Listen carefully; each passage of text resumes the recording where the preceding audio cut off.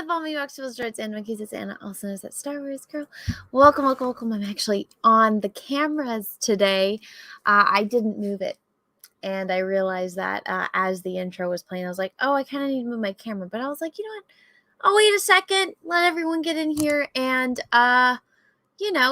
give a little intro to everyone. But hello, good morning, everyone. I don't usually stream during this time. Usually I am sleeping. But hello. So today I'm going to be doing another, eye project. So if you guys don't know what the eye project is, I got the idea that I wanted to do an eye study. And so what an eye study means is usually artists, the best way to get better at painting something or drawing something is to practice every single day. And so if you want to get faster and better at painting, especially like human anatomy, you got to do it a lot. And you also want to try painting things that are a little bit more versatile. And what is more versatile than, all of you and having volunteers from the audience? So I thought it was a good idea.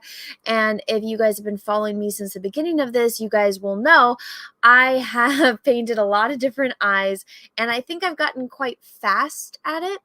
I'm usually a slow painter. I enjoy the painting process. I usually have like music playing, or I have an audiobook, or I have a show playing in the background. And so I kind of just relax and take my time. But when I'm trying to do a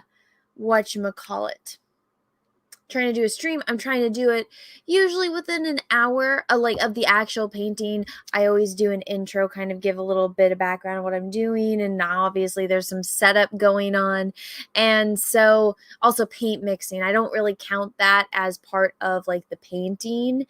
I'm talking about like the time I like start putting the paint on the canvas and painting the eye.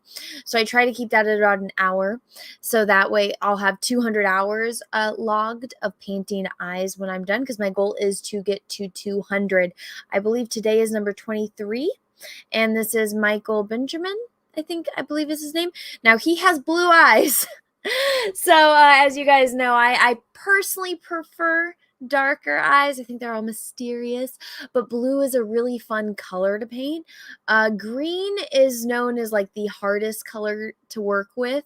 I like green. I don't think it's as difficult as everyone else lets on, but maybe that's just because I've worked with it so much, so I'm not intimidated by green. But so today I need to move my camera, set it all up a little bit differently. But before I get into that, let me just show you guys, if this is your first time catching one of these live streams, you've never watched my channel or my content before, welcome. Smash the like button, smash the subscribe button, and ring the bell for notifications. Make sure that your notifications are set to all. That way you actually get notifications when I do, live streams and when I post videos. This is more of a live stream type channel. Once I'm done with this project, though, all of these live streams, they are on a playlist. I'm thinking I might just unlist them and then upload the 1-minute videos that I've taken, or like they're either a little bit under a minute or a little bit over a minute with music and stuff. And I think I just might re-upload them all as little shorts. But so if you guys want to know what exactly the eye project is, I have an art Instagram that I think you guys should all follow. It is called The Art of Anna, TSWG. And so I post these little videos. This was the last one that I painted. And so while I'm painting this during the live stream, I record it all on my phone. And my phone has the ability to do time lapses. So I record them all as time lapses. So you guys get to see, an hour long live stream, or a little bit over an hour long live stream condensed into a little under a minute of a time-lapse video. And so once I'm done with this project, I will have all of them like with music, with a little opener. Some people like when I show the paint mixing, some people don't. So that's going to be up in the air on if I use those or not. I personally like to see it because I like seeing the colors that go into it. Some people are like, no, I just want to see the eye. But so this just shows like my process and how I do everything start to finish. And again, if you follow me on Instagram, this is the best way to like see all of them all condensed. I do have a Twitter, but I think it's just easier to find things on Instagram. They're all nice and organized. I am working on other projects as well, but until the eye project is done, I'm not going to post any of those because I kind of want to keep it cohesive and not jumping around from project to project. So all of these are on here. You guys can see all the way back to the beginning. This was the first one I painted, and I've since then I prefer now to paint with the black background. I think it helps a lot in showing how much paint I actually have on, so that way the black doesn't seep through. And so I have, the time-lapse videos of all of it. Now, if you guys would like to volunteer to participate in the eye project, let me get this banner up here so I can just actually, let me just pull this up so that way I can, it's fine. So this is all you need to know to participate in the eye project is to email me at tswgstudios.eyeproject@gmail.com. What to include is a photo of your eye. Let me know the name you would like me to use for the live stream. It doesn't have to be your real name. You can use a fake name or an anonymous name or like a code name. If you would prefer, that's fine as long as it's not inappropriate. But it just helps so that way if you want to find your eye during one of these live streams, that's it's just a good way for me to keep track and a good way for you to come find it later if you do miss the live stream or if you want to find the video. And also, obviously the photos, try to send me one that is the highest resolution or the clearest because that's going to help in the painting process. Also, ladies and some gentlemen, please, please, please, no makeup. Trust me, it's going to look better. If you're insecure and whatnot, don't worry. I'm not going to paint in all of your blemishes. I'm going to make you look good. Just if you have makeup on, it takes away from what your face really looks like and what your skin looks like, and nothing is more beautiful than the natural pigments of your skin. And again, I'm not going to paint in all of, if you have like, big pores or if you have acne, I'm obviously not going to paint that in. I'm going to make it look nice. I have painted one individual with makeup, and as much as I like the way that it turned out, she actually did, let me stop sharing. Let me show you. So this, her name is, what is it? Is it Adi or Ariana or Ari or Adri, Adri, Adriana, Adri. So there we go. Sorry, brain fart on the name.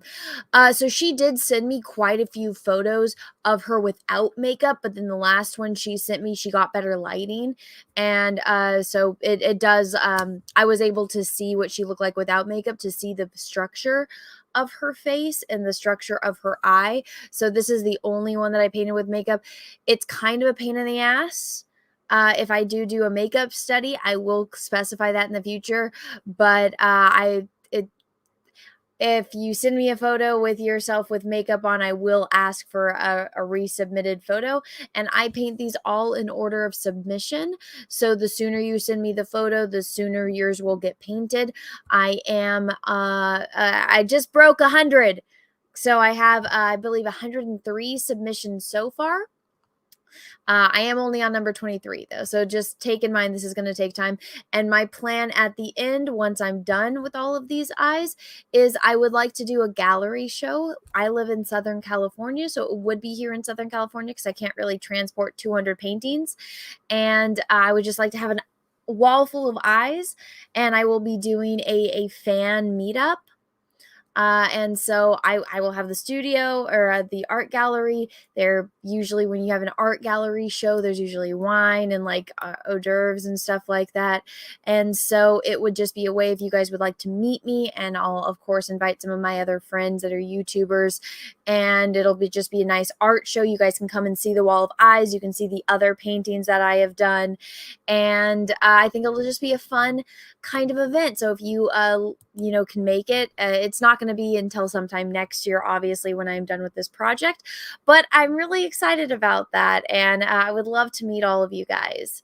So let's see. Why the blue and not the gold sweater on Cheddar? Oh, I have the gold one, but I got really cold. And so I put the blue one over the gold one. So I'm kind of doubling it up. Let's see. But so yeah. So that's what I've been up to. So if you guys are interested in that, volunteer, please. If you guys don't want to volunteer, if you have friends or family that want to volunteer, tell them about the eye project, ask them if they're interested. And yeah, I think that this would be fun. But yeah, I am still looking for 97 more volunteers. So there is space. So yeah, now that I've gotten all of that out of the way, again, if you guys want to volunteer, if you guys want to take a look, that's where you go. You go follow me on the art Instagram. You guys can see some other paintings that I've worked on as well. But yeah, so now without further ado, I need to start setting up for this eye painting.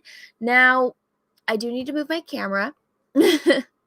So let's start doing that. And I also realized that the phone that I do the other recordings on is still inside. So I need to go run and grab that. So let me move my camera first. I just watched your video on part 2 of Masters of the Universe Revelation, Miss Anna. Thank you. That video is getting no views right now. YouTube hates me. I swear, you don't make 3 videos a day every single day. Then they're just like, oh, we're just not going to, we're not going to send people your notifications. So I'm not too happy about that. But thank you for watching it. Please, if you guys don't follow me on my main channel, go check it out. It's That Star Wars Girl. That's my main channel. Come on, tripod. Why aren't you locking? I don't get it. Ugh. Tripod issues, guys. Ugh. Let's see. Oh, dang it.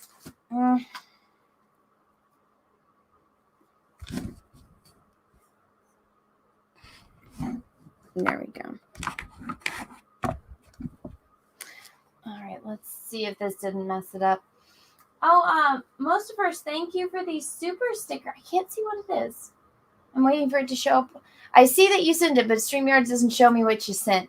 But thank you. Once it pops up. Oh, it's a little gold coin. Oh, well, thank you. Thank you very much. Let's see. Let's flip. And just in case you guys were wondering, the way that my webcam is set up, everything is flipped. So everything you see is actually upside down. There we go.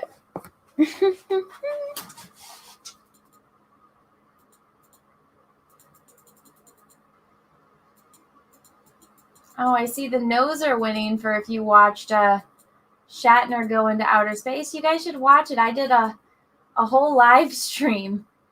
All right, there we go.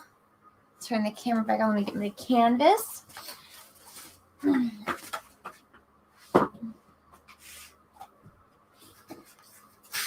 So these are actually pretty small. These are on a 5x5 canvas. It's a pretty small. Oh, I wanted to show you guys. So I painted, if you guys know my friend Ethan, he has a character called Cyberfrog, and I was at IKEA and I saw these shadow boxes and I was like, oh, this would fit. I would just need to switch out the glass with acrylic, but I think I'm going to try that out and see how that goes. But here we go. So I have this set up. So I need to go run inside and grab my other phone so I can set it up to do the time-lapse recording. So I'm going to play you one of my painting videos of an eye, and I will be right back. Actually, you know what? Here, I'll play you this one. This is actually my eye as one of my friend John Malin's characters. I'll be right back.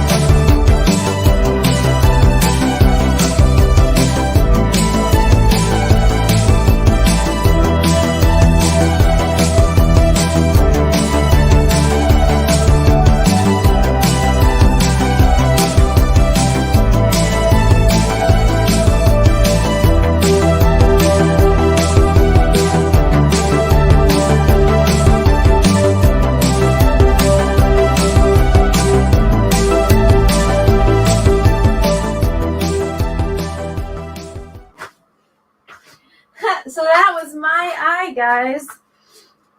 So my friend John has this comic called Godlike, and he has this one, like, the girl character has like the whatchamacallit, the black like makeup. And so I couldn't find like a reference of an actual girl that had that exact makeup the way that his character did. So I just was like, fuck it, I'll just put the makeup on and take a photo of myself and do it. So that's what I did. All right, so I don't have a clean canvas, or I don't have a clean mixing palette, so I'm just gonna have to clean off one. Ah, dang it. So you guys are gonna have to bear with me while I clean off this palette. I apologize.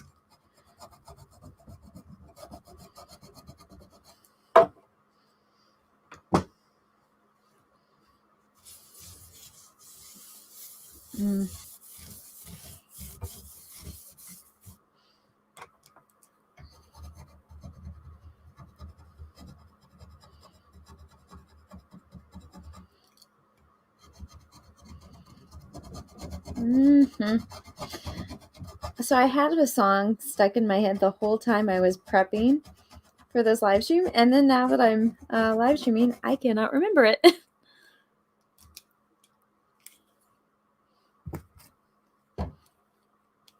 I hope everyone's having a good day so far. I have another video coming out on my main channel, and it's about some Star Wars rumors that I guess got like confirmed. Oh, come on. This is such a pain in the butt. I need to like get this off. Get out. Come on. Oh my god. Fucking A, man. I'm trying to get this out. Such a pain in the butt. Oh my god. Fuck this. I actually went and bought another one. You have to get these at AutoZone. I kept trying to find ones that are rounded. And it's like you can only find, I was trying to find the refills, and you can only find refills that are the square. And the square ones don't work as well as the rounded ones. See? Sorry if this is like nails on a chalkboard for people.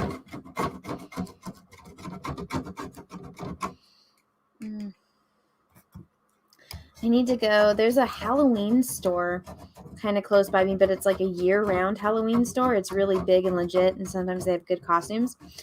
But someone was kind enough to send me, I think it was Christopher Prophet that sent it to me. He sent me an Alita Battle Angel, bodysuit. And so I really want to get her sword because I don't have her sword. And so, whatchamacallit, I want to go to the Halloween store and see if they have her sword. I was looking at some like on Etsy that are kind of expensive, but I'm like, ooh, I kind of want this.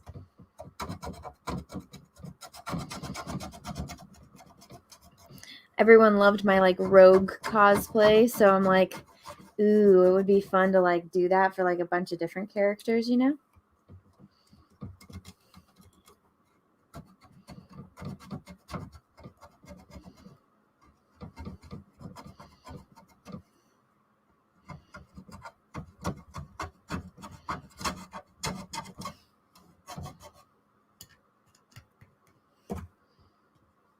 It's funny, I actually had like Alita's haircut a few years ago. Well, actually now it's like 6 years ago.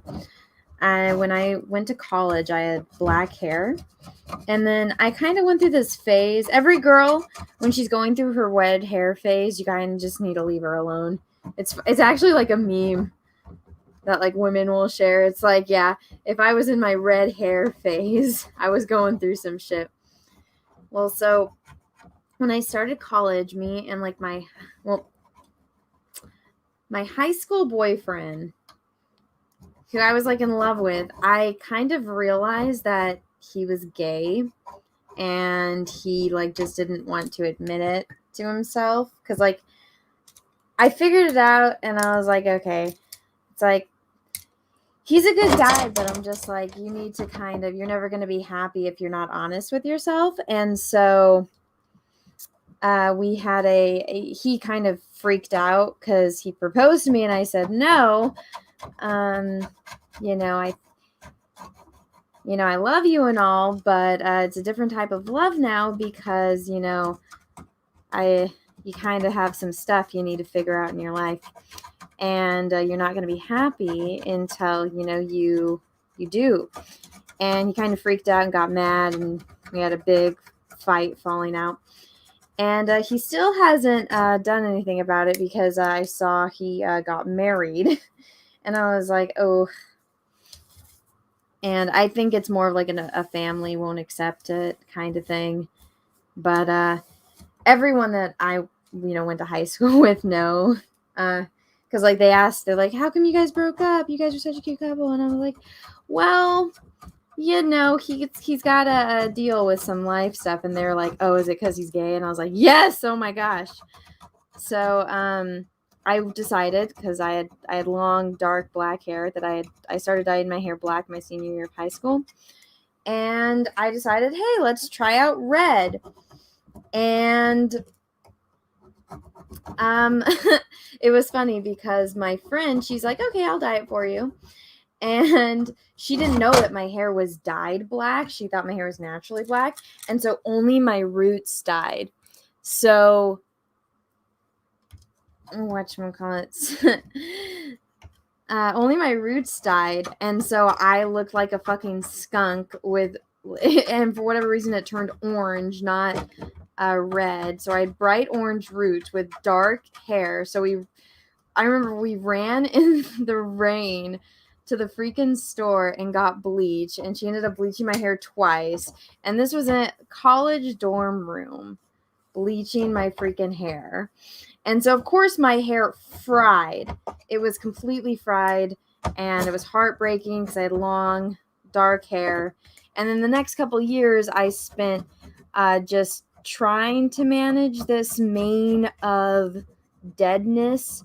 And so finally I was like, fuck it, I can't do this anymore. And then this was a year's process. Then me and the next college boyfriend dated, broke up, and I was like, fuck it, I'm just gonna cut my hair off.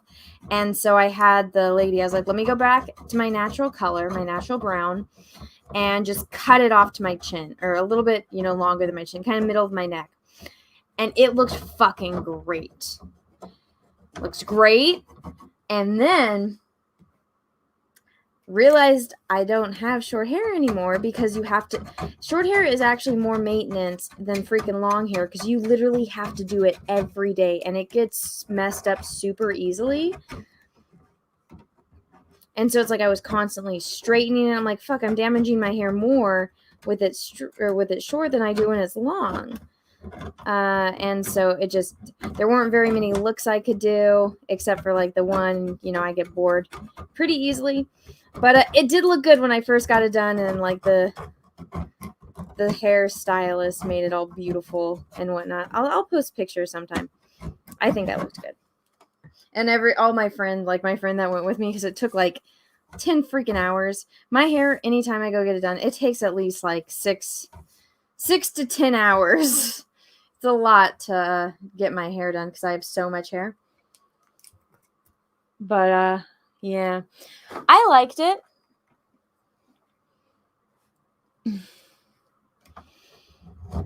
It's because, like, she had to strip my hair of all of the red.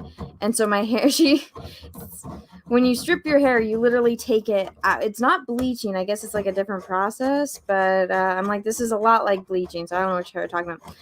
So they took out all the color in my hair. So it was like bright yellow.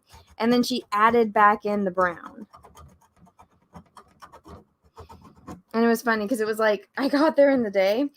And then it wasn't until night when she finished. And so her like husband came in and he was like, because making sure like when she walked out to her car, nothing happened and whatnot. But he brought us he brought us food and whatnot, so that was nice. But it was such a long process. And my friend that went with me, she just loved my short hair, and it does look good. I think I can, I can make short hair work, but it's I get bored of it so easily, and it's such a pain in the ass to maintain.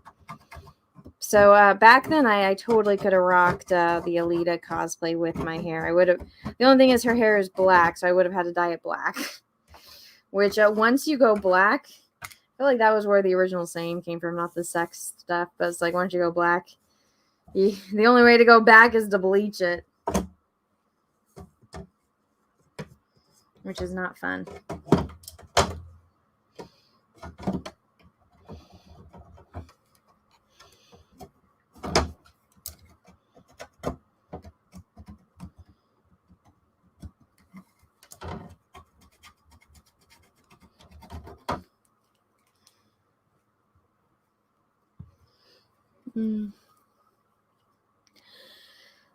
I'm going back actually at the end of the month to get my hair touched up since I did like the rogue.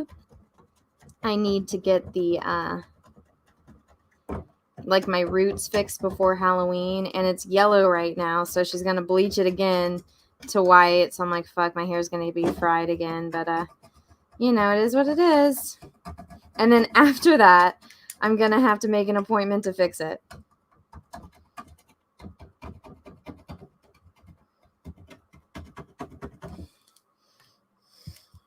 And it was funny after when my hairdresser, her name is Juliet, as she was like adding the bleach in my hair and stuff, I was like, I'm just thinking about how you're gonna have to go back in after Halloween is over and put in like natural looking hair dye. And she was like, we were both laughing about it. She's like, yeah, she's like, I'm thinking about it too, how I'm gonna fix this after. She's like, are you sure you want to do it? And I'm like, yes, I'm going all the way for this. Even Peaches, he was like, you should have just gotten those clip-in bangs. And I was like, I know, but I was like, at least I did it once, so now I can know. And he's like, yeah, that's true. Oh.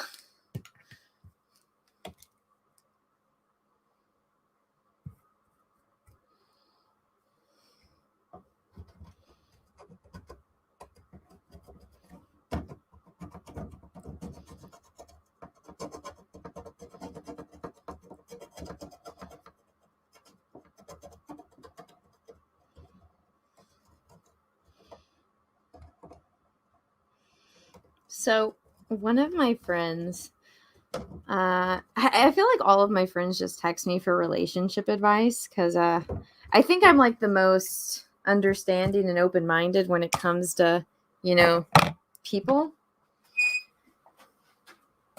Like I remember one of my friends, she was actually the first one, or I was actually the first one she told about the fact that she, realized that she was gay. And well, at first she thought that she was bi, but then like she told me, she's like, yeah, no, she's like, I think I'm, I only swing one way. And I was like, whatever makes you happy. But she actually talked to me first, which is funny because the girl that she talked to me about actually is now her wife. So they got married, but she was asking me, for advice on like what she should do and whatnot. And I told her, I was like, well, just, tell her, because it was one of those things where they work together. I was like, just tell her how you feel. And that way she knows what her options are. And hey, it fucking worked out because now they're married and they've been together forever, like ever since that. But one of my other friends, she was telling me about how she was dating this guy forever and then they broke up. And so like she's dating again. But she started using like that app, or like the Bumble app. Now I missed that. I was only single when like it was Tinder and all of that. But she's one of those girls that she like doesn't really casually date. Like every guy she like dates is like a serious relationship. And so she was telling me about this guy that she's going on a date with. And of course now because like COVID and everything is weird, But she lives out in Texas, so things are a little bit different there than they are here in California where I live. But so she's telling me that she's going to go see this guy, and he's a little bit older. And I was like, well, how old? And I guess like he didn't have his age, which I thought on the apps they always have to show their age, right? And whatchamacallit? Well, she's saying that she's like, well, she's like, I can tell that he's older than me. He like asked how old I was because like we're still in our 20s. And she's like, she thought he was in his like late 30s, maybe early 40s, but like they got along great. She was really into him. And I was like, that's cool. I was like, as long as, you know, it's only really going to matter when you're older. Like, if like how long you have to live versus him, whereas right now it's like you guys are both adults. As long as you're getting along and having fun, I mean, I don't see what the issue is, right? As long as you're happy. But she went on a, you know, she met him in person finally, and she said that, you know, she had a great time with him, and she didn't, you know, she was afraid to ask him like how old he was on the first date. And I was like, I think that he's going to be pretty understanding, considering you guys met on the internet, of him like asking you how old, or you asking him how old he is, right? I don't think that that's a problem. But she was too nervous to ask him, and I was like, dude, just ask him. You know, if you want a relationship to work, the main thing you need to focus about is being honest, right? And so she was like worried that he was going to think that she was too young because she really liked him, and she's like thinking that he is in you know, his late 30s. And so finally she texted me, and she's like, I asked him how old he was, and I was like, yeah. And I was like, the way that she was talking about it, I was like, okay, he's either a lot older or a lot younger, because she was kind of like being kind of weird about the texting. And she's like, Anna, he's a lot older than I thought. And I was like, how much older? And she's like, he's 60. And I was like, what the fuck? He's 60? And she's like, yeah. And I was like, what the hell? And I hadn't seen a picture of this guy yet. Like, the only picture I had seen, like, you couldn't see his face because they were bowling. And so she like took a picture like on Snapchat of like him bowling, but I couldn't see his face. And I was like, what the fuck? Like, does like, because I mean, she obviously thought he was in his late 30s, early 40s. And I was like, what the fuck do you mean he's 60? And so she like sent me a picture of both of them. And I was like, yeah, he does not look 60. He literally looks like he's in his late 30s. Like, I couldn't believe it. You know, I was like, what the hell? Like, he looks fucking great for his age. And I told her, I like was teasing her. I was like, well, at least if you guys have kids, you know that he's got good genes. And we're like, I could not believe that this guy was 60. And I was like, has he had work done? Like, can you tell? And she's like, no, he's like a straight up Texas cowboy. And I was like, holy shit. Like, usually cowboys are in the sun and all of that stuff, but I was like, Jesus. And like, he does nothing about him would make you think that he was 60. But I was like, holy crap. So now she's kind of like, you know, she's like, what do I do? Like, do I keep dating? Because that's a really big age difference. And I was like, because, you know, she's the kind of girl that like every relationship she's in is like super serious.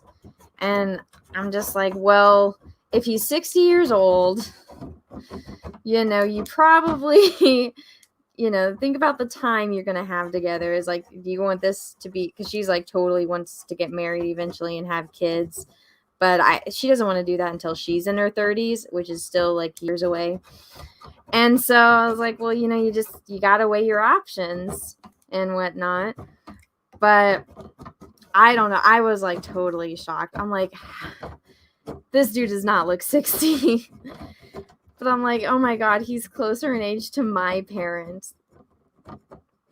Like, he's closer in age to her grandparents than he is to her parents. And so I was like, you got to think about that. So she's kind of like freaking out. But because she really likes him, and I'm just like, oh, that's great to really like him, but you really got to think about that. Is he rich? I don't know. I didn't ask. But all I know is that he does not look 60. I swear. Like when I saw the pictures and me knowing that he was 60, I'm like, there is no way this guy is 60. And I was like, he's fucking lying. Like maybe he's just doing that to see if like she's a gold digger or something. Because there's I saw this guy's picture, and like maybe if I saw him in real life, if like I don't know, maybe he did have a facelift or something, but he doesn't look like he's 60.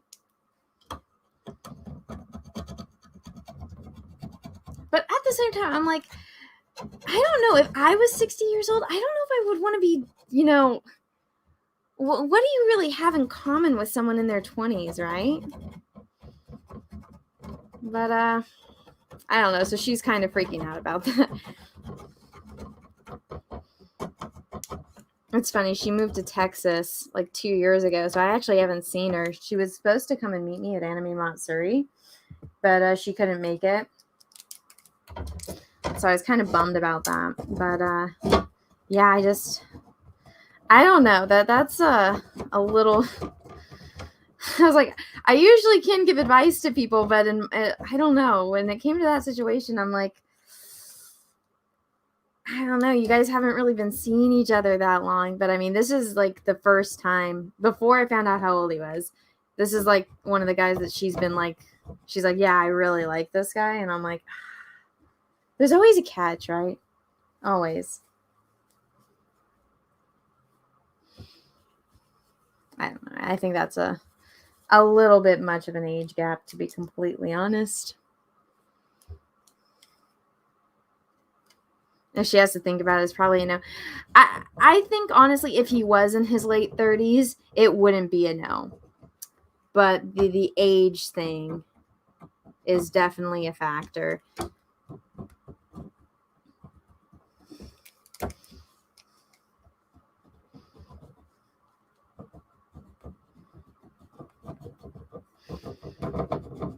But it's a crazy story.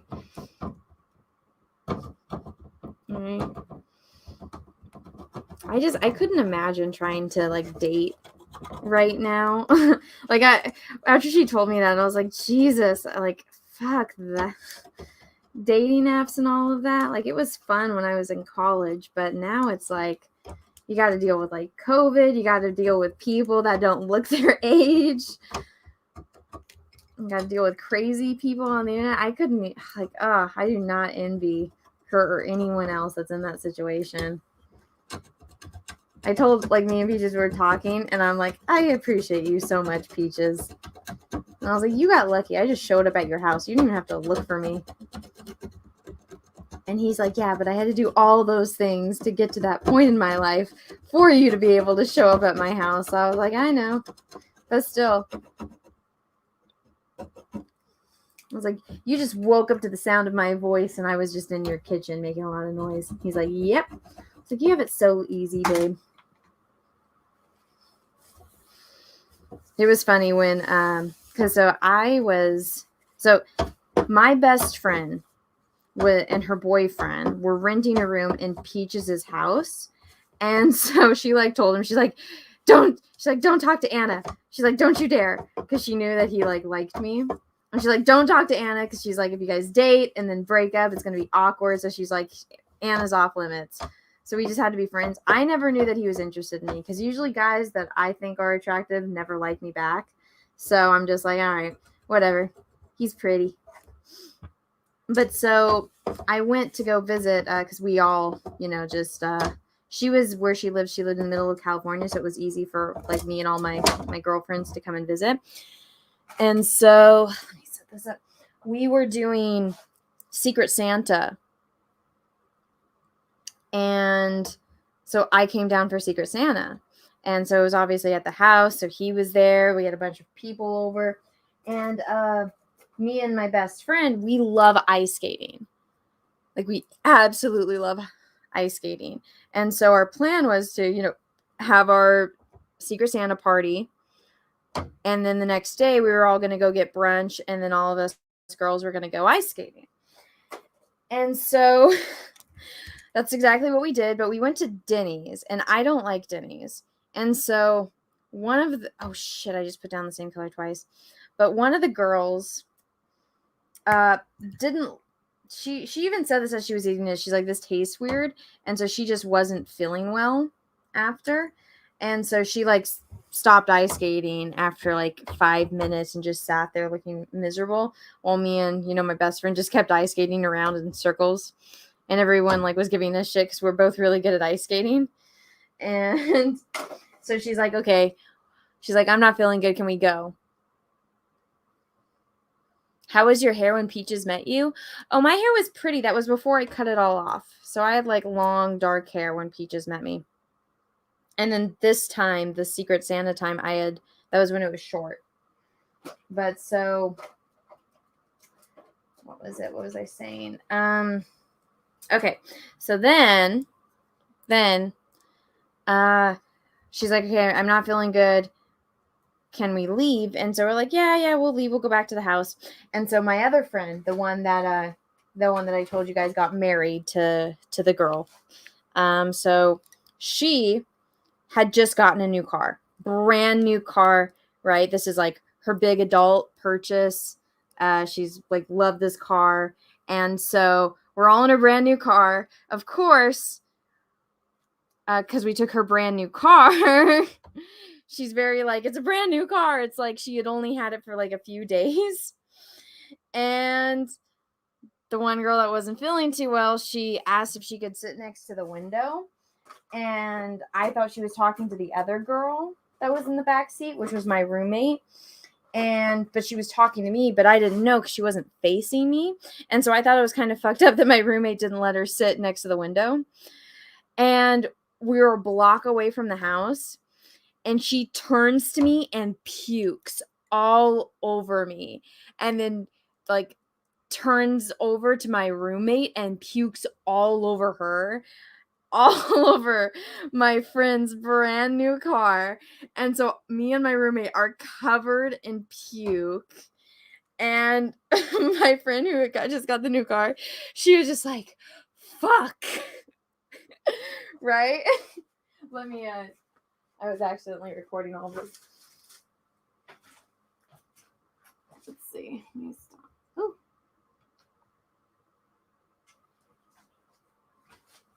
Okay. So my best friend. Okay, so my two best friends that are in the front seat, we get to the house, they both jump out of the car and they hose me and my roommate down. They hose the girl that puked down. And so they're like, all right, we're going to clean the car. And then we all had to go inside and take showers because we got puked on. And so, you know, the girl that puked, she went and took a shower first. And then she went to go lay down. There was 2 bathrooms in this house. So my roommate went and took a shower. And then I went and took a shower. And so Peaches obviously owned the house. So he had like the big master bedroom. So I got to take a shower in his room. And I was like, ew, I'm in, obviously he didn't have the nickname Peaches back then. But so I was like, ew, I'm in Peaches' bathroom. And it's all fancy. It's all fancier than the other bathroom. And I was like, ew. And I was like, ooh, he wears the cologne I like. That's why he always smells nice. And because I thought he was cute. But again, guys that I like are never into me. So I was like, oh, and he's got like art in the bathroom. And it's all like beach themed. And he had like this little drawing like in a picture frame. And I was like, ooh, it's cool. Right? And so my roommate was helping out the girl that puked, and then she went to go like take a nap. And so I was like, all right, well, I'm just gonna draw because I have nothing else to do. And so I sat at the kitchen table in my friend's, because obviously my clothes had gotten puked, so I like was doing the laundry and washing all of our clothes. So the girl that got sick was in the room, and my roommate passed out in there as well. And so I was just sitting at the kitchen table, and I'm just drawing on my computer. And then Peaches comes home and he's like, oh, okay. But first I got to tell you this. So there was a cake sitting on the counter. And my best friend had told me, she's like, don't you fucking eat this cake, Anna. Because she's like, it's not mine. It's Peaches' cake. And it was chocolate. It was like a chocolate fudge cake with chocolate frosting and sprinkles. And this cake had been staring at me. It's like, Anna, I know you want me. And I was like, yes, I do. I really, really do. But I was told specifically that I couldn't have this cake. And so I was sitting there at this table across from the cake staring at it. And I'm like, I fucking want this cake. It's staring at me. It's calling to me. This cake belongs in my stomach. And I'm just staring at it and I'm like, okay, I already got puked on. What worse can happen to me? And so as I'm sitting there staring at this cake, Peaches comes home and I'm just like, oh, hi. And he's like, hey, what's going on? He's like, I thought you girls were going ice skating. And then I told him the whole story about how we got puked on. And he was like, oh my God. And I was like, yeah, so I used your shower. And he's like, oh, okay, cool. And I was like, yeah. And then as we're having this conversation, all of the sudden, and I am like, the whole time I'm staring at this cake and I'm like, oh my God, I really want this cake. I really want this cake. I really want this cake.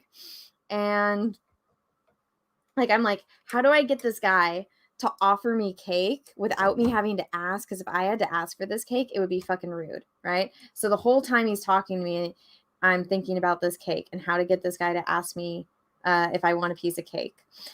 And then out of the corner of my eye, there's like a tiny human that walks like next to me. And I look down and I kind of freak out. I'm like, oh my God, there's a kid. And I was like, where did this child come from? And in my mind, I was like, oh my God, did somebody leave a door and this little kid come into the house? And so I kind of like freaked out. I was like, oh my God. I'm like, hi, who are you? Where did you come from?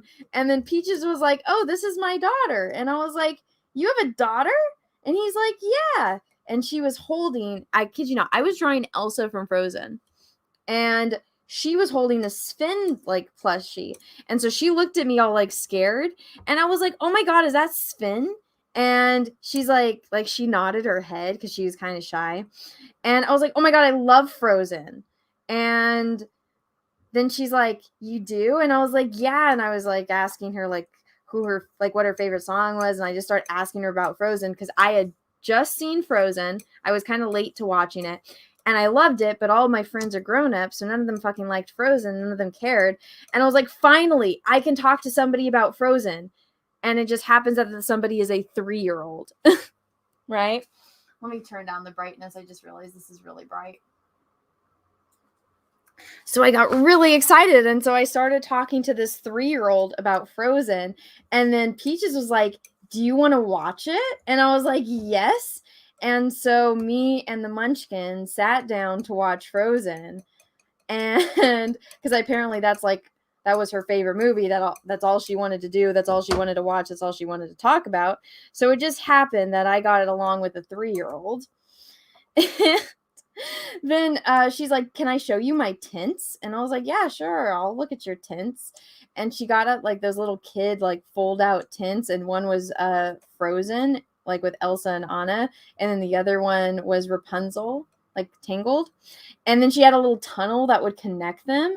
And so she wanted me to play with her and her tints while we watched Frozen. And so we did. And as we're playing, Peaches brought over 2 plates of cake. And he's like, do you want? He's like, would you like a piece of cake? And I was like, I thought you'd never ask. And I kind of like, I told him, I was like, I've been staring at that cake all day. Hope told me not to touch it. And, I was like, yes, I want this cake. And so me and the Munchkin ate cake in the tent while we watched Frozen, and we sang all the songs, and we had a lot of fun. And then they came home from washing the car, and they were just like, my best friend, she was just like, Hope, she's just like, how did I know? She's like, I'm not even shocked because it was like a movie.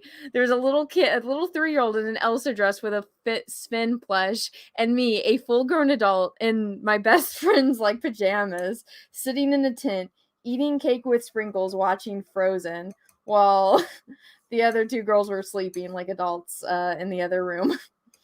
And she just like rolled her eyes at me. And then I was like, how was that cleaning the car? The brand new car. And they're like, we got it spotless. But, you know, my other friend was kind of pissed.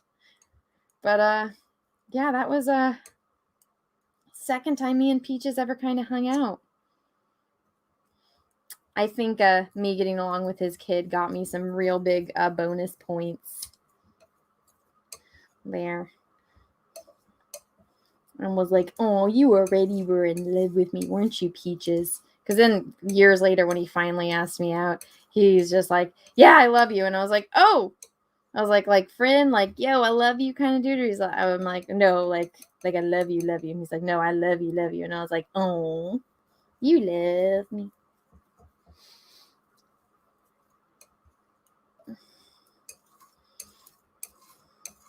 But yeah, now the little munchkin, she's getting older and she's embarrassed of Frozen. I was like, don't you want to watch Frozen? And she doesn't want to. I'm like, ugh, she's 10 now. She's getting so big. Now she's like really into soccer. So she's in soccer and she loves it. Apparently she's like really good, which I'm not surprised at all. I'm like, oh. They grow up so fast. I was like, she was just a little 3-year-old and now she's so tall and she's so big. She can read. When I met her, she couldn't read. It's crazy. Little munchkin grows up so fast. I'm like, stop growing, stay little. Pretty soon she's going to be driving and she'll be in high school and it's too much. I'm like, in my head, you're still a little kid. Because me and Peaches, I met her when she was 3 and we didn't start dating until she was 6.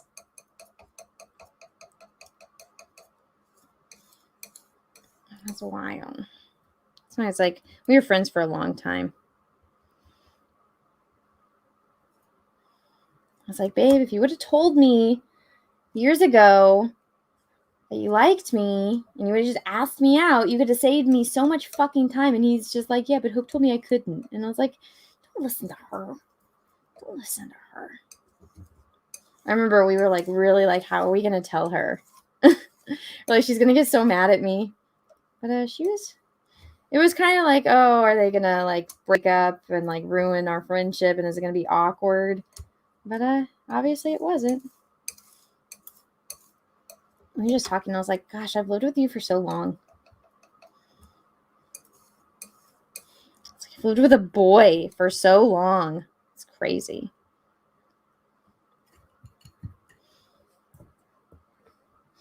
I told boys have cuties. But I told Peaches, it's okay. I like your cuties. I keep teasing like the munchkin. I'm like, because it's like, she's in that phase where she's like, no, I'm never going to like boys and whatnot. And I'm like, yeah, I said that same thing too. If you would have told the little me that I would be making Henry Cavill uterus exploding videos, I'd have been like, what the hell are you smoking? And then here I am. I'm like, just wait. Just wait until you realize how great boys are. It's a glorious day.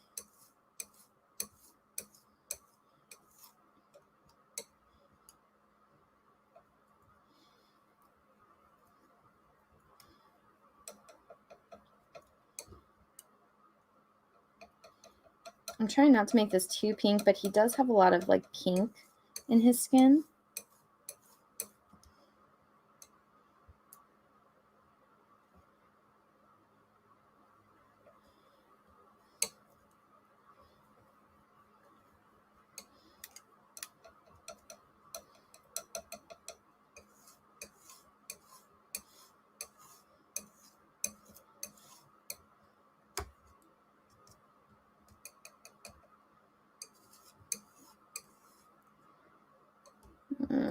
That's a 2.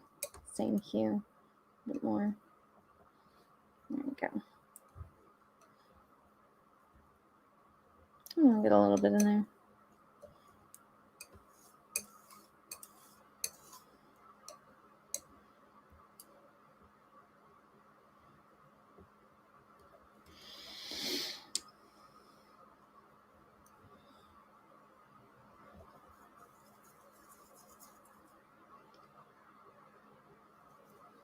Mm-hmm.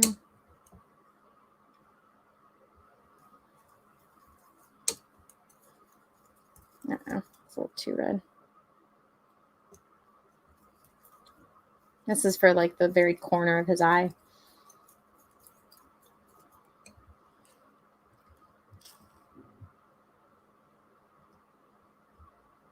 Old crusty paint? What are you talking about? These are brand new. This is straight from the tube. You guys saw me clean up this whole palette and then squeeze it right out of them tubes. So there's 40 people watching. Please smash the like button, please and thank you.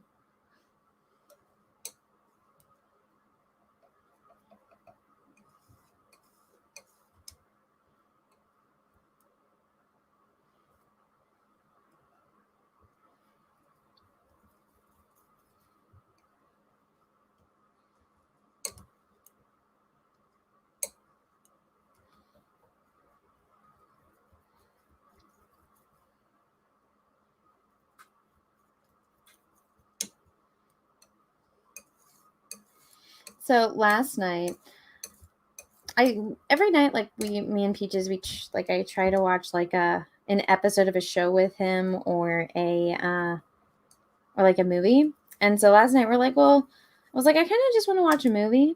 And then I was going through like Amazon Prime shows, and one of the things that, like, because it automatically plays like a trailer, and so the Val Kilmer documentary popped up.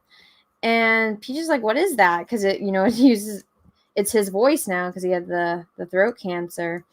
And Peaches like, what is that noise? And I was like, that's Val Kilmer. And he's like, what? And he's like, he had throat cancer? I was like, yeah. I was like, to be fair, though, I only found out like, a year ago. And so we're like, all right, well, let's watch this documentary. Don't watch it if you're in a good mood or if you like don't want your night to be ruined. It is so fucking depressing. I'm like, for a guy that had like an amazing career, it's so fucking sad. I'm like, Jesus. He like talks about how his dad like wanted to be like this great like landowner, and so he inherited all of it. And then how his like he got to marry the girl of his dreams, and then his career's going good, and then he had like a bad movie which was The Island of Dr. Moreau with a nightmare director and all that. And oh my god, then his wife leaves him, and I'm like, Jesus. And like he can't see his kids, and I'm like, oh my god, Val Kilmer, I'm so sorry, this is terrible. And now he had like the throat cancer, and like he destroyed his career, or like what's left of his career. It's so freaking sad. Don't watch it if you don't want to watch something depressing. I was like, fucking A, poor Val Kilmer. Felt so bad for him. It's cute though. He's like really close with like his daughter and his son, because his son like does the voiceover for it. And I was like, oh, his son does sound a lot like him. But I didn't know how miserable it was for him doing Batman. But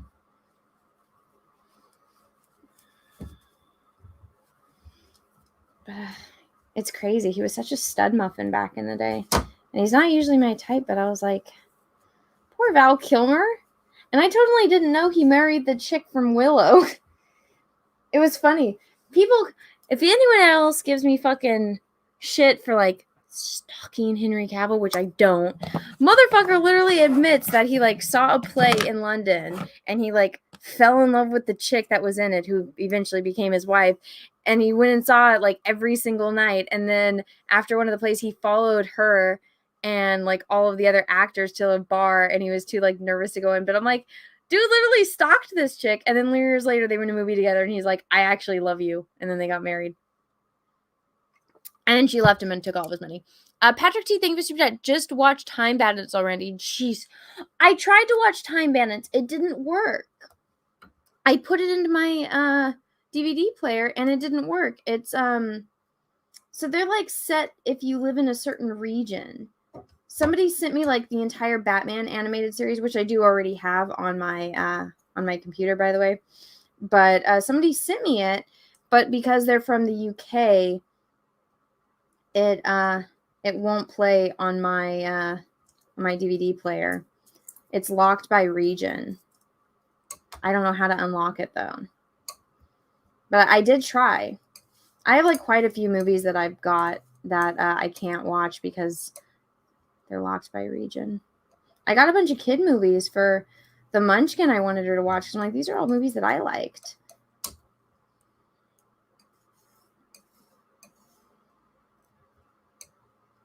This is his eye color.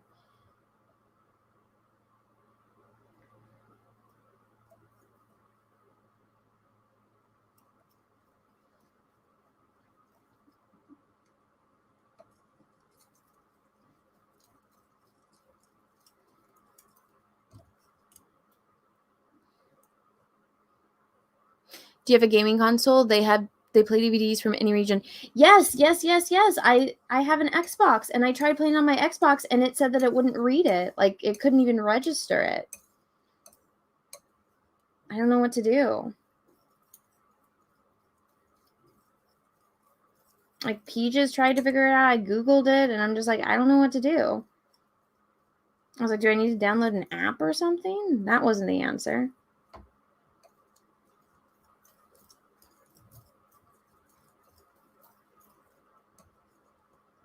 You guys in the chat know. Let me know, because I want to watch the movie. Me and Peaches, I was like, let's watch this movie.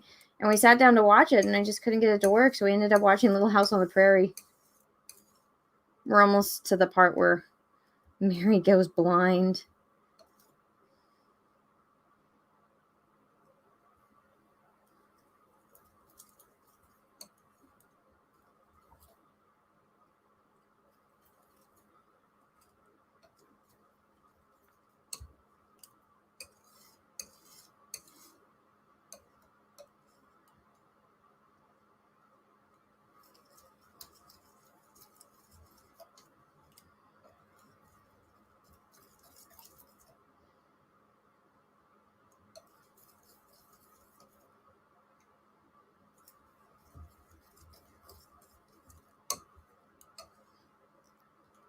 What console do you have?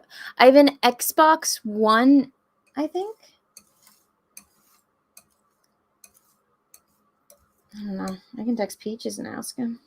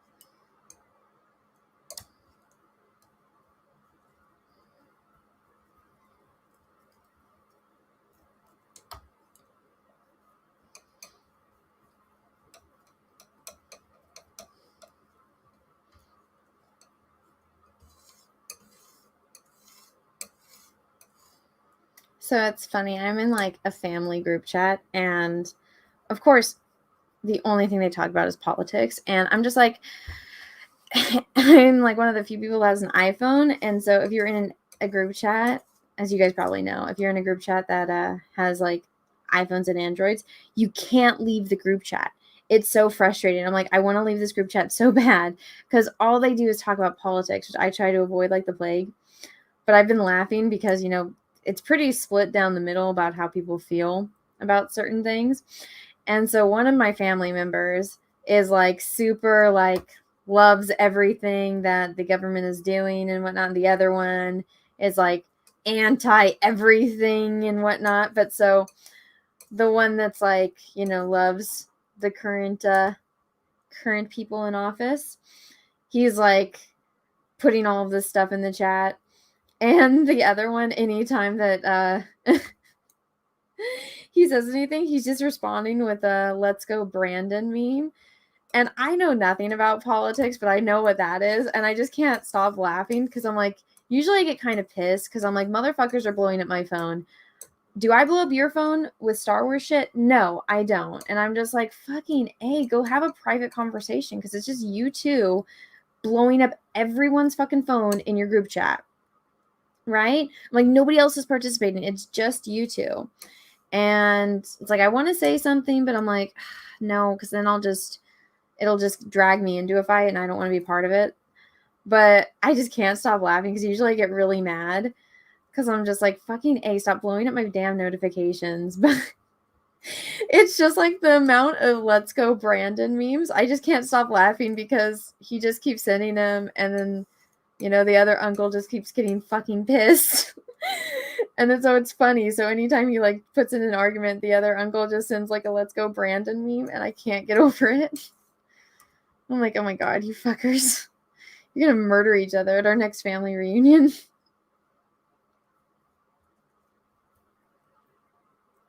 Who's Brandon? Oh, it was, I don't know, what was it, a NASCAR thing? And people were saying, F the president. But the lady was like, she's like, oh yeah, they're cheering for you. They're saying "Let's go Brandon," but it was very, very clear that's not what they were saying. They were saying "F the president." And so it's just it's a meme now, and so it's funny. Like, usually, you guys know me. I'm like, and like, keep that fucking shit away from me. I don't care about politics. Leave me alone. So usually I get, it's really frustrating because one of my uncles, he was just like, oh my gosh, it's 7 a.m. Stop talking about this. You guys, like, I've had this many notifications. And I'm like, motherfucker, I don't even participate in this group chat. You fucking added me in. I don't even talk.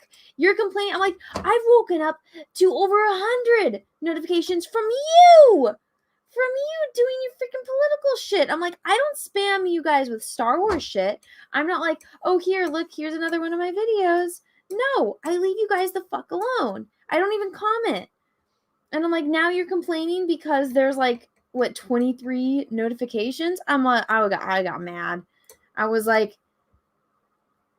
next time that happens, I'm going to take a screenshot. And the next time he complains, I'm going to be like, shut the fuck up. But again, it's going to get me into a fight. It's better if I just don't say anything.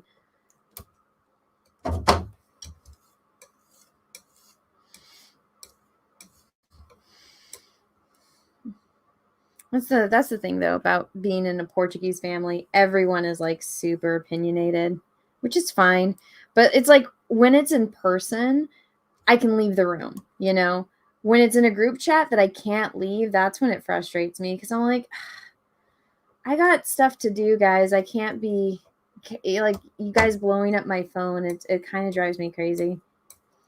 I'm like, and it's just the same two. It's my same two uncles. I'm like, guys, just text each other.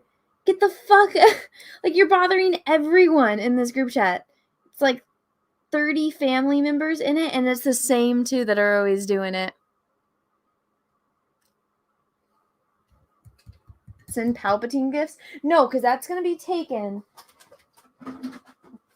Because I did do that for a while where I sent like just memes because it's like, I have no interest in this. Like, one time I sent like a donkey meme. Like, that's a nice boulder.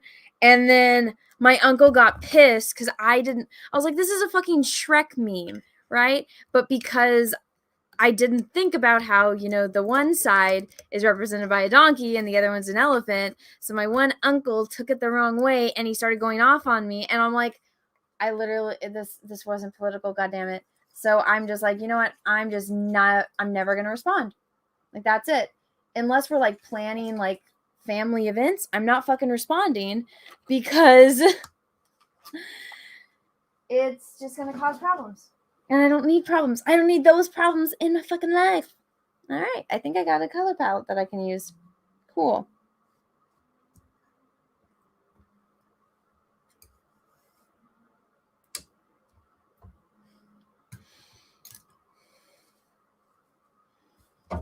But yeah, I'm so pissed at myself. I'm never gonna live that stupid donkey meme down. And I'm like, I didn't mean it that way. And it, even in person, they still bring it up. It's like my uncle, he got mad at me because he's just like, what do you mean you're, because I downloaded what was it, that Parlor app, right? Because Twitter was like hardcore censoring everyone with the Gina Carano stuff. And so I downloaded Parlor.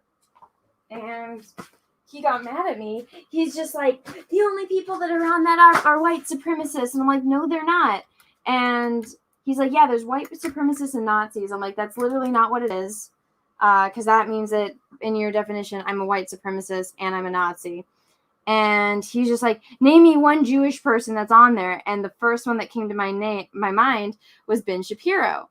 And I don't know anything about Ben Shapiro. I don't watch his show. Like, I know that a lot of guys are into his sister because I guess his sister's got big boobs. Like that. And the whole facts don't care about your feeling thing. Like, he did that. And then the thing with Gina Carano, him having Gina Carano on his platform. But aside from that, I really don't know that much about the dude. But so my uncle took that as me using that as like the first Jewish person that popped up in my mind that I knew for a fact was on Parlor. He took it as I am the biggest Ben Shapiro fan in the fucking world. And so now he gives me shit about Ben Shapiro anytime I see him. And I'm like, you could literally change out his name with any other fucking person on the face of the planet. And I would believe you that you were talking about that person because I don't know anything about Ben Shapiro. I really fucking don't. But he got in his head that I'm the biggest Ben Shapiro fan.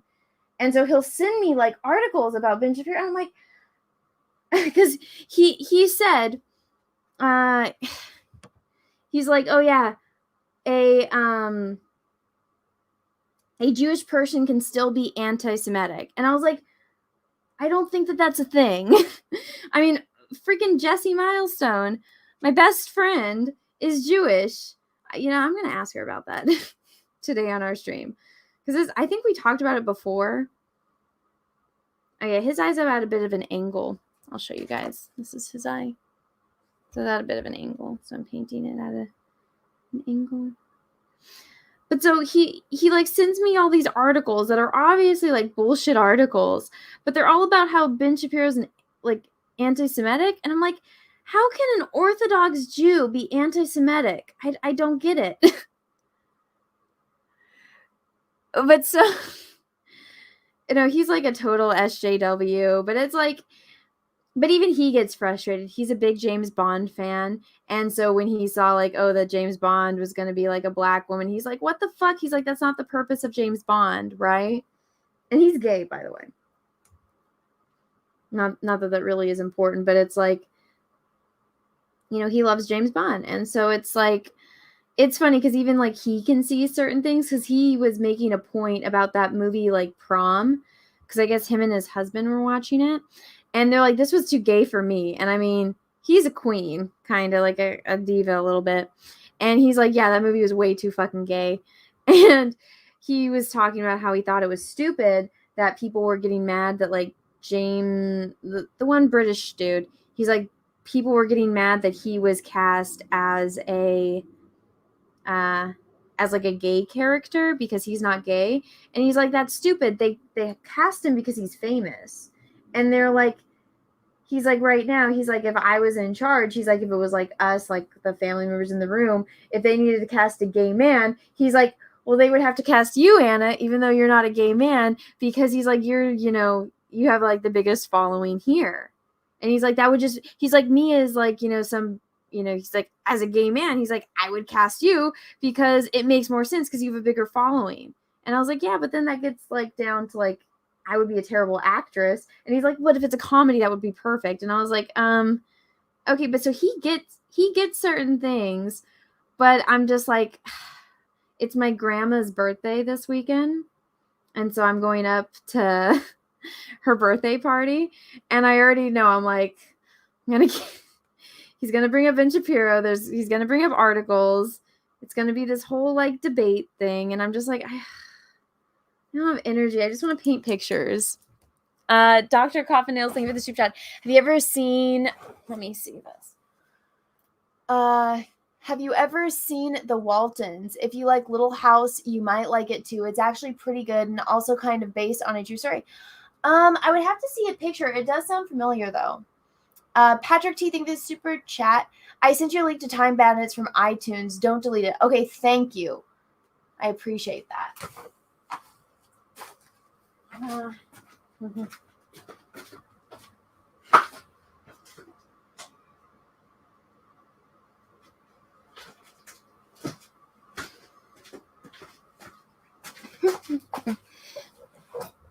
It's going to be an interesting one because it's at an angle. All right. Am I recording this? I am. Perfect. Okay, cool. See a bit of a mess on the desk.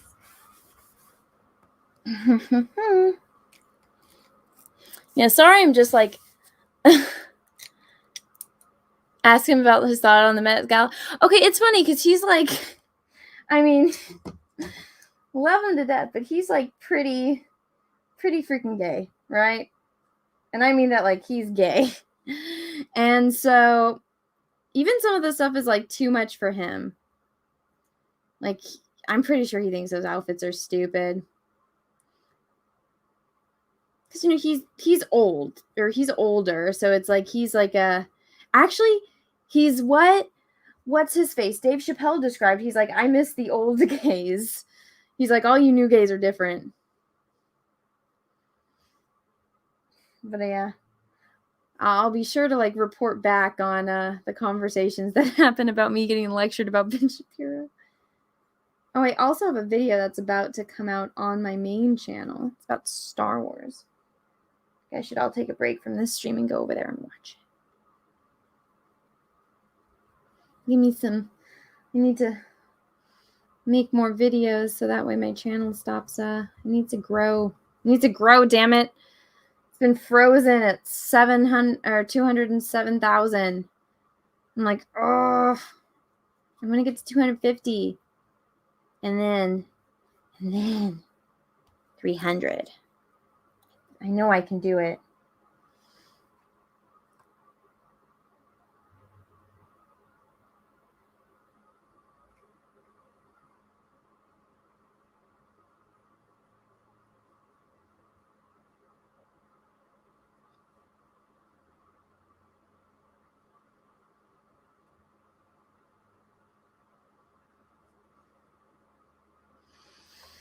And it's just the way YouTube works is like if you stop making videos like consistently, it fucks up your algorithm so bad, and then it's like it doesn't send people your notifications and whatnot. So it's all about consistency, like streaming at the same times, posting regularly, and if you don't do that, it just fucks you.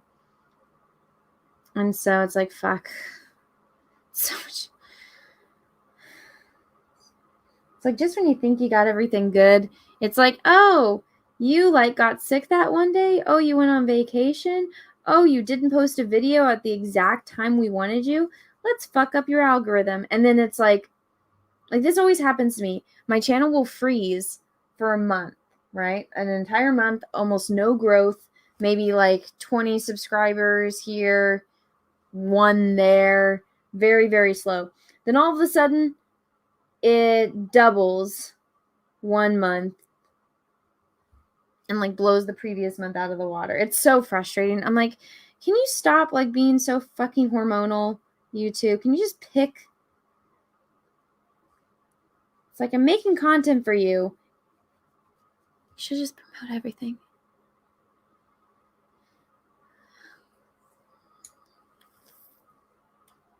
YouTube's a bit of a bitch though.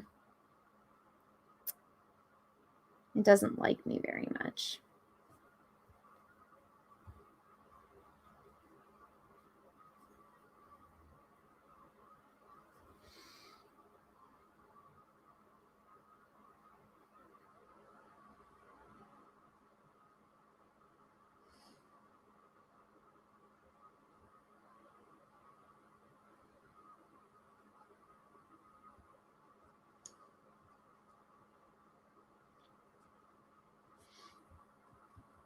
You know what movie I still didn't watch was that Amazon Cinderella. Now Cinderella is like my favorite princess. And so, but I saw that clip of her singing and I was like, "Oh sweet Jesus, I can't listen to that." Like, I mean, even if the movie is woke, like couldn't they at least have gotten somebody that could sing? Like, oh my god, my ears. I was like, "Jesus, this is fucking terrible." Like she can't even sing. And honestly, she's not even that pretty. I was like, Cinderella's supposed to be beautiful. That's part of the thing. That's why her stepsisters hate her, is that she's prettier than them. And, you know, she's like, even though she doesn't have like all the finery and the jewels that they have, like she's kind of drabby, but she's still prettier than them.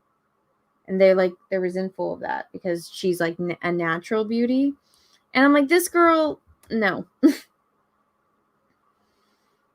And then it's like I heard that like she doesn't even like become a princess. The prince gives up his throne so she can go be a dressmaker for someone else. I'm like, bitch, if you become a fucking princess and marry the fucking prince, you can become like the ultimate fashion designer of the fucking land. I'm like, how stupid.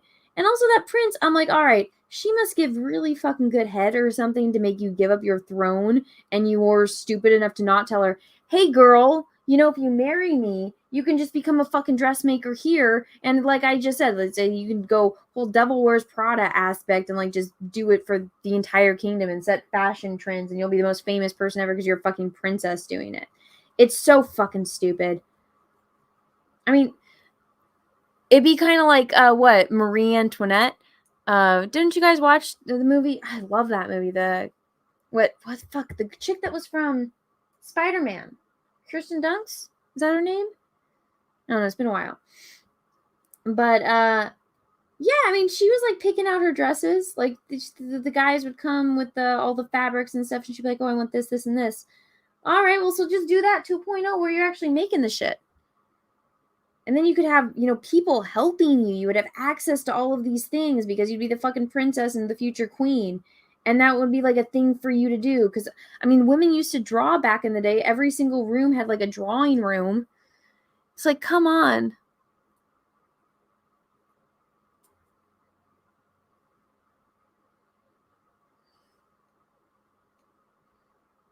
I can't stand it when like people are that stupid. I'm like, there's obviously a better solution to this problem, but no, they wanted to be super woke. And I heard that it backfired, which I'm kind of happy about because I'm like, don't fuck with Cinderella. That's my girl. Everyone loves Belle, and people give Cinderella so much shit. I'm like, she literally just wanted a night off. Like she wanted to do what every other girl her age wanted to do, which was just go to the ball that every other girl her age was going to, and she wanted to dance with the prince, like every other fucking girl her age was going, or that was doing. It's not that she wanted to marry him. She just wanted to, you know, she just wanted to have a fucking night off. She's basically a fucking indentured servant, a slave in her own household. Let the teenage chick have a night off where she gets to put on a dress and go dance with a fucking prince, right? And in the fucking Disney movie, she doesn't even realize the guy that she's like all dancing and in love with is the prince. And that's why she's like, oh, I didn't even get to meet the prince. And he's like, oh, wait, what? He's like, what do you mean you didn't get to meet the prince? Like all shocked because she didn't know who the fuck he was. And she got to go, but she had a good night with him. And then she doesn't realize he's the prince until later when the Grand Duke shows up. And I'm like, poor fucking girl had a hell of a life. And people are like, oh, I don't like Cinderella. She's stupid. I was like, no. I was like, you try doing this shit, putting up with this shit that she put up with. Girl did nothing wrong. Belle, on the other hand, I fucking hate Belle, that gold digging tramp. Oh my god, the poor beast. He deserved better. Fuck Belle. Fuck that hoe. She was not into him at all.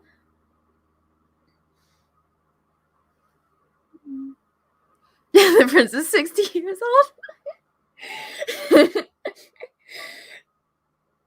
I tell this story on the Jack show or like on a stream I did with Cecil about how like in my there's a theater group in the town that I grew up in, and it's like kind of a joke that like anytime there's a Beauty and the Beast movie or like a play, the prince always looks better as the beast. Like it's actually a thing. And so I remember like the chick, she was actually like one of my babysitters, but and my mom was like friends with her mom. But we went and saw like the Beauty and the Beast play, and one of the years I was in it. But the guy that played the Beast was fucking old, and when he takes off like the Beast mask to become the handsome prince, everyone was like, "Oof, dude, you ain't handsome." And she was like 16, and he was in his 40s. It was so fucking weird. But we didn't have many choices, and he could sing, so it's like that's why he was the prince. But it's still like it's like, oh, he's a handsome prince. It's like, no, he ain't. No, he ain't. He wasn't. Even when he was young, I guarantee he wasn't a handsome prince.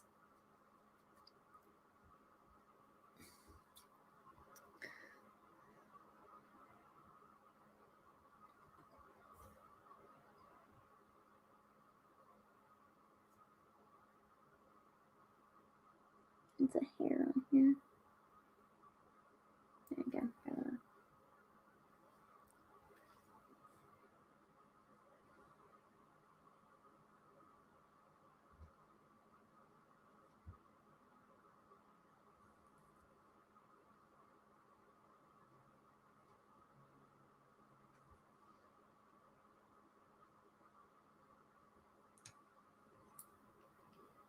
New videos up. Oh, thank you. Yeah, everyone go watch it. Go watch it, please, and thank you. Let me No, you know what? I always thought that Cinderella and the Beast would have been perfect for each other. Because if you actually think about it, they have very similar lives. Or like they have like stories, I guess, are similar.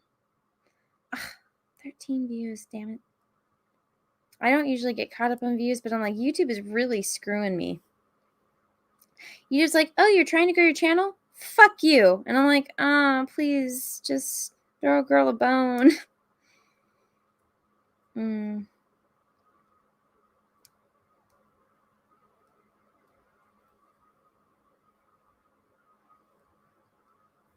were both shut-ins.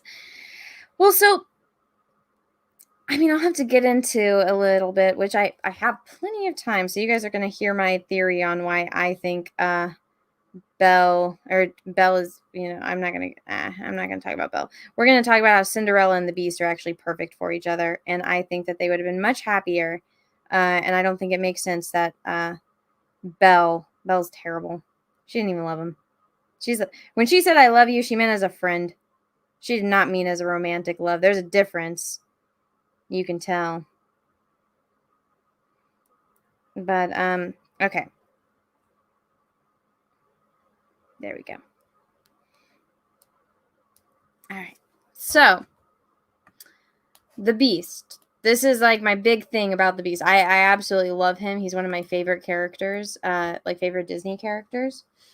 Like, and guys, this only has to do with like the Disney rendition of it. Different renditions I have different issues with and different praises for. But so in the Disney version of Beauty and the Beast, he is 11 years old when he gets turned into the Beast. Because, and it even says it, which they leave this out in all the other Disney movies because if you actually listen to the lyrics. Okay, so the enchantress shows up and he refuses to let her in, right? Because she's an old lady disguised with a rose. Now because the prince opens the door and he refuses to let her in. Because they're like, oh, he was mean and all of this stuff. Okay, think about this. He's 11 years old. Why is the prince, the heir to the fucking throne, opening the door? Where are all the servants? Where is Lumiere? Where is Clogsworth? Where the fuck is anyone? He's 11 years old. And the reason why we know he's 11 years old is because it says that on his 21st birthday, if he doesn't find somebody to love him for who he is, he will remain a beast forever. Okay, 21st birthday. Then when they're singing the Be Our Guest song, Lumiere says, 10 years we've been rusting, needing so much more than dusting. Okay, so 10 years, meaning he's 11 fucking years old when he gets turned into the Beast. Okay, you have an 11-year-old, which, 11-year-old boy probably has a temper, right? He's a kid. He's fucking 11, right? And he's opening the door. Where the fuck are the servants? Where are any of the guards? This is the prince. Do you know how valuable male heirs are? Fuck, ask King Henry VIII if he would have been letting his son open up the door for a fucking stranger. No. So where the fuck? Where was everyone? Why are they letting the fucking prince open the door for a stranger. Also, he did the right thing. Stranger fucking danger, right? Some creepy old lady comes to the door and she's like, hello, Prince. Let me give you this rose so I can stay at your house. No, if my son, if some creepy lady with a rose came to my door and my 11-year-old son said no, I'd say, that's right, son. Stranger fucking danger. You did the right thing that every single child is taught. Prince, he did fucking nothing wrong. He did exactly what an 11-year-old boy is supposed to do. He said, no, stranger, you cannot come into my fucking house for whatever reason while my servants are gone and I'm doing their work for them. And because he did the right thing that any kid should do, she turns him into a fucking beast. It's like he's a child. He's an 11-year-old boy. He did the right thing. And you're going to turn him into a fucking monster? How terrible is that? And then, for whatever... So where are his parents? Nobody fucking knows where his parents are, right? So that means he's neglected. His parents obviously don't care about him enough to, it's like he's a male fucking heir. He's a fucking prince. Again, do you know how fucking valuable male heirs are? I mean, they don't grow off trees. King Henry VIII is over there chopping off his wife's heads because he wants a fucking boy and they keep having girls. So for whatever reason, he's got terrible parents because they left him alone with servants that don't even take care of him. So now, because he did the right thing, which was not let the creepy lady into his house, into his fucking castle. Okay, she could have had the plague. She could have been an assassin. He did the right fucking thing.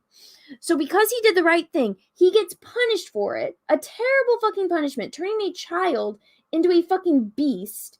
And then he's trapped in a castle full of all of the servants that just that neglected him. Heck, even Mrs. Potts neglected him. Well, guess what? All of them are now furniture, and they're all trapped inside the castle with him. So he is trapped in a castle surrounded by people that resent him, that hate him. And they all want him to, fall in love with the chick so that way they can become human. They don't care about him. They don't care if he's attracted to her. They don't care if he's interested in Belle in any way. They're just like, no, dude, you need to fall in love with this fucking chick right now because we're running out of time and they want to become human. They don't once take a second to ask him if he's actually interested in her. They're like, no, you need to make her fall in love with you now to break the fucking spell so we can all become human again. Right? It's terrible. So the Beast... Disney's revealed that his name is Adam. But so Prince Adam, which I don't think makes any sense because he's fucking French. He should have a French name. I think why didn't they just name him Louis? I'm like, that's the most French fucking name you can get. But whatever, his name's Adam. So the prince, he's stuck as a beast. He's been surrounded for a decade by people that resent him. He has no friends. He has no love. And then the chick comes, write the script, Anna. I'm just telling you the way the Disney movie does it. It's really fucked up when you think about it. And so Belle comes in, and for the first time in his life, he witnesses somebody that actually cares for another human being unconditionally. And he sees how she sacrifices herself to be in place of her father. And that's why he's amazed. Like that scene, and he's like, you would do that for him? Never in his life did he ever experience somebody do that for him. So yeah, he's like, wow, like this chick would actually, sacrifice herself for her father. He's never even witnessed that kind of love and affection. And so, yeah, he's intrigued by it. So he does start falling in love with her. But did you ever think, they never asked him, hey, are you into brunettes with hazel eyes? What if he's into blondes? What if he likes black chicks? What if he's fucking gay? Right? None of them ask him. They're like, no, you need to make this chick fall in love with you. And then they just force it the entire time. And it's so fucking tragic. I feel so bad for him. And I'm like, and Belle, okay, what did Belle want? Belle sings that stupid song. Oh, the first thing that we get introduced to Belle, she's like, oh, I'm so much better than everyone in the town. Look at how strange everyone is compared to me. They're all stupid. I'm smart. I'm better than everyone. That's her fucking opening song, is how she's so much better than everyone else in the town. I'm like, bitch, get the fuck out of here. Maybe if everyone, apparently your dad is, wealthy enough to the point where you don't have to work or have to worry about anything and you can just wander through the streets singing about how much better you are than everyone, reading your fucking books, where other people don't even have the privilege to learn how to read. Oh my God, you're so much, like, she's a fucking elitist. Bella's fucking terrible. LO, what the F's make sense? I'm fucking telling you, Belle is terrible. Everyone thinks I'm crazy, but I'm fucking telling you the truth. God's honest truth. Belle is terrible. She sings this whole song about how she's so much better than everyone in the town, and she's like, she wants so much more than this provincial life. Okay, now, hear me out. I know Gaston is a psychopath, right? But hear me out on this. Gaston is exactly what every girl is programmed to want. He's he's not like uber wealthy, but so he's an entrepreneur. He owns the tavern. Like, that is his tavern, the one that he's singing in. He's successful. He's a self-made man. He's not reliant on anyone. He's got a job, right? That's one thing that they always say. Okay, make sure you got a guy that's got a good job. So he's got a good job. And guess what? Again, he's kind of a psychopath, but he only has eyes for Belle. And he's got those triplets, those blonde triplets that are so fucking into him that, hang on his every word. And he's like, no.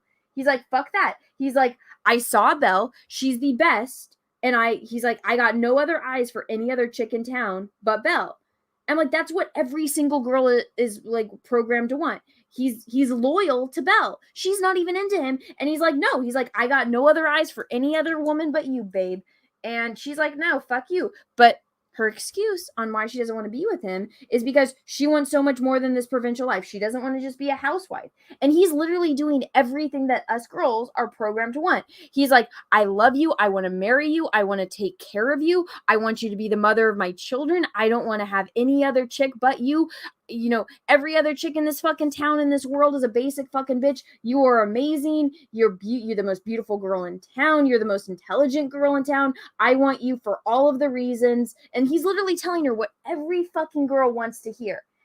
And she's like, no, I don't want to be a housewife. I don't want to, just be your wife. I want to go do more and I want to go travel the world. And she sings that song on the hill where she's like, I want so much more than to just be a housewife. And it's like, all right, you don't want to be a housewife. That's fine.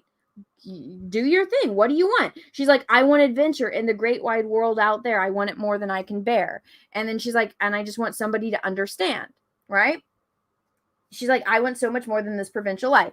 So she turned down Gaston, the dude that every other chick in town wants, the girl, especially back in their day, right? The 1700s, right before the French Revolution. Remember, she's in France, right? Even Lumiere reminds everyone, he's like, this is France. Okay. So she wants to go on an adventure and go explore and see the world. That's what she says in her song. That's from her own fucking mouth. But then she finds a castle with servants, right? With a library. All of a sudden, now she doesn't want to go explore the world. She wants to stay in the castle full of servants with fucking books, right? And so when the beast dies and she says, I love you, and she's crying, she's not saying I love you as in I'm in love with you, I'm losing the love of my life. She's saying she loves her friend, because I do think that she does have a friend-like affection for him. She's not in love with him. She's not. That's not the way that when she's like puts her head on his shoulder when they're singing Tale as Old as Time, she's not in love with him. She that's literally friend zone. Everything. When she comes down the stairs in the yellow dress, she's not looking at him as somebody that she's in love with. That is a straight up, this is my friend and we're dancing. It's like hanging out with your gay best friend, right? That's literally how she saw him. He was the ultimate friend zone. And then when she's crying because he dies, she's not crying because she lost the love of her life. She's crying because she lost her friend. So she does have that little bit of a good quality about her. She loves her dad. She likes her friends, right? Okay. Then she watches him turn into a fucking prince. He's like madly in love with her. You can see the way that Glenn Keane draws him, that he's like, yes, I'm finally a fucking man now and I can be with her. They never specified that you have to be in love. She doesn't say I'm in love with you. She just says I love you, which, I mean, that's not really an uncommon thing to tell somebody when they're dying. It's like, yeah, don't die. I love you. She totally was friend zoning him. Then he turns into a fucking man and he kisses her and she has that moment of realization. Well, oh, now I got a prince and he's got a castle and servants. Now all of a sudden, the reason why she turned down Gaston, which was she didn't want to be a housewife, that reason flew out the door. She doesn't need to go explore the world anymore because she's got a fucking castle with books and servants. right? She's fucking terrible. Belle is a fucking gold digger. And whenever I tell, because every fucking girl my age is like, oh, Belle's my favorite princess. And I tell them, I'm like, no, she's a fucking gold digger. And they look at me like, oh my God, we must clutch our pearls. And then I explain to them this. And then they're like, oh. So I'm like, it's better that you don't hear my theory because I'll just ruin. If you like Belle, don't listen to why I hate her because it'll ruin her for you. But so then, okay, now this is why I think Cinderella and the Beast are perfect for each other. So I just gave you my rant about the Beast. Now let's talk about Cindy. So Cinderella loved her father, right? She had a father and a mother. Mother died. She's with a loving father. And then he's like, all right, well, he has that realization where he's got a little girl and he travels for work and whatnot. And so he can't raise his daughter by himself. So he gets remarried to a woman that has 2 daughters already. So he's like, oh, okay, 2 girls that are, my daughter's age, they'll get along great. And so my daughter won't be an only child. This woman has proven that she's, can have children if he wants more. So he thought that he made a good match. And he thought that he was, securing his daughter and mother. Good intentions. He didn't know she was a psycho bitch, which a lot of guys don't know. And they get trapped into marriages like that. So he thinks that he has, a great mom for his daughter. And then fucker dies because shit happens back in those days. So he dies. And then his daughter that went from being, having a loving father, loving home, all of a sudden gets all of that ripped away from her. And now she has to be a servant in her own household. This is literally the dialogue from the movie. She becomes a servant in her own fucking house because her stepmother is a cunt. And so are her stepsisters. And so she goes from knowing love to all of a sudden having her entire, her mother died. Her father died. Everything just got ripped away from her. Now she's in a house full of people that hate her. Just like the Beast, right? And so teenage girl, she just wants what every other teenage girl wants. She wants to go to the ball like every other teenage girl. She wants to go see the handsome prince. She wants to dance with the prince just like every other girl her age. She doesn't necessarily want to fall in love with the prince. So I'm sure that that's like, an option out there. But she just wants to have a night out, right? She just wants to escape for one fucking night from her terrible fucking life. There's nothing wrong with that. I feel like a lot of people have to deal with that. Like, could you imagine just a night off where you just get to go and you get to go, if you're a guy, you get to go dance with the beautiful princess. If you're a girl, you get to go dance with the beautiful prince. Okay, so her and the Beast have so much in common because they went from their life to all of a sudden being in a shitty situation surrounded by people that hate them, and they just want so much to find love and to be around somebody that, would appreciate them or somebody that they could share in their loneliness and, they need an escape from it. They would be perfect for each other. And instead, hey, Cinderella he saw her from the moment that Prince Charming saw Cinderella. He's like, wow, holy shit, I fucking love this chick. And he goes and dances with her. So they sing their little song. So this is love, yada, yada, yada. And so Cinderella, she got the prince, saw from the moment that he saw her, was like, oh my God, there's a room full of women that all want my dick. And then like this chick's kind of lost. And so he goes and helps her and then, has a night. And then he realizes like, oh, also, she didn't even fucking know I'm the prince. She just likes me for who I fucking am. All right. Because she's a good fucking person. That's nothing. Cinderella is actually a good person. She wants the love from her stepmother. She deals with all that. Heck, I would have fucking walked out. I'm like, fuck you. I'll go find something else to do with my life. There's no way in hell I'm going to be a servant in my own home to my fucking evil stepmother, my evil stepsisters. I couldn't put up with that. But for women back then, they literally have nothing. They got nothing,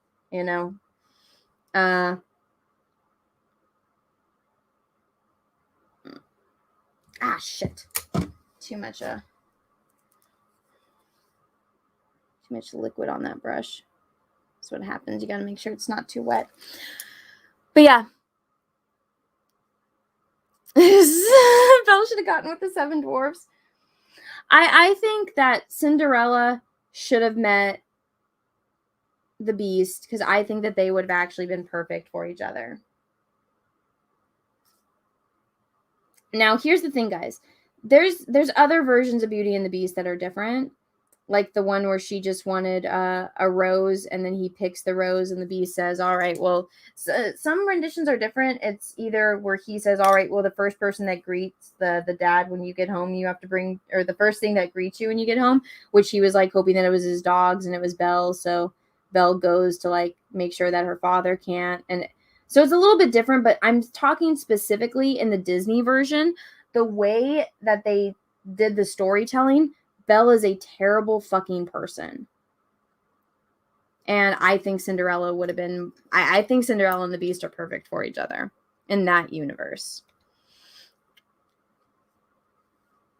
I'm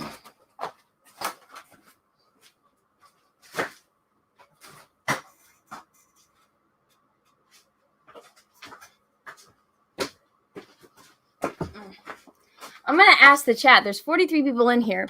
All right. Do you guys think I'm right about, Belle? Did I put a 1 in the chat if I blew your mind about Belle and you think I'm totally right about Belle and the Beast? Put a 1 in the chat too if you don't agree with me.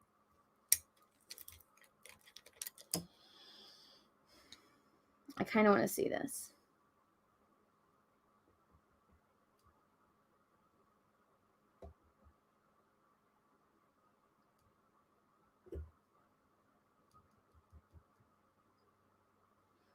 One, two. Okay, one person disagrees with me.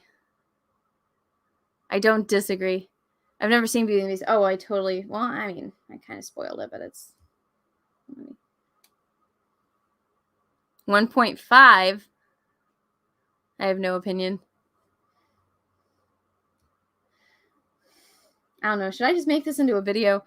I've been wanting to for years to like but I want to do it like a Mauler style video with like all the clips and stuff. But I feel like, because I want it to be something that people can watch for like a long time, kind of a timeless video. But if I just do myself ranting, I think that turns off a lot of people.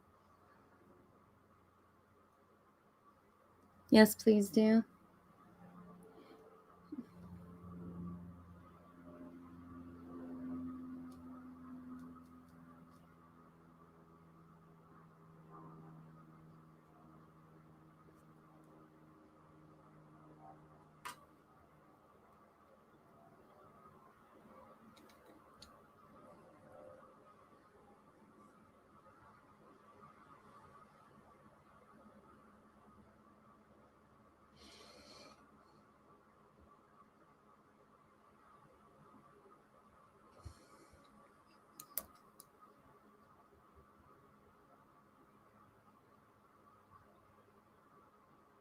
Yeah, but it's funny. I am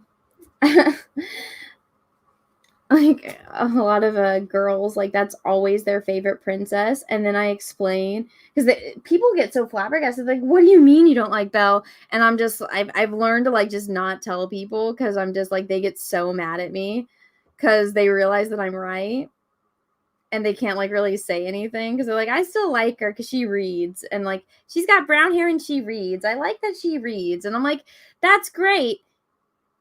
There's a lot of bad people in this world that like to read too, right? I don't know. I really like the Beast. I feel so bad for him. Like, I'm like, oh, this poor tragic soul. Like, he wants to be loved so bad. And again, he's surrounded by people that hate them. And the worst part of it is that they're all likable characters. Like, Lumiere's a nice, likable character. Mrs. Potts is, Clogsworth. But when you actually think about it, it's like, oh shit. Like, they literally, like, they're all kind of pieces of shit. Same with Belle. Same with Belle. 1, she's not a princess. She marries him, which makes her a princess. She's like one of the most popular Disney princesses.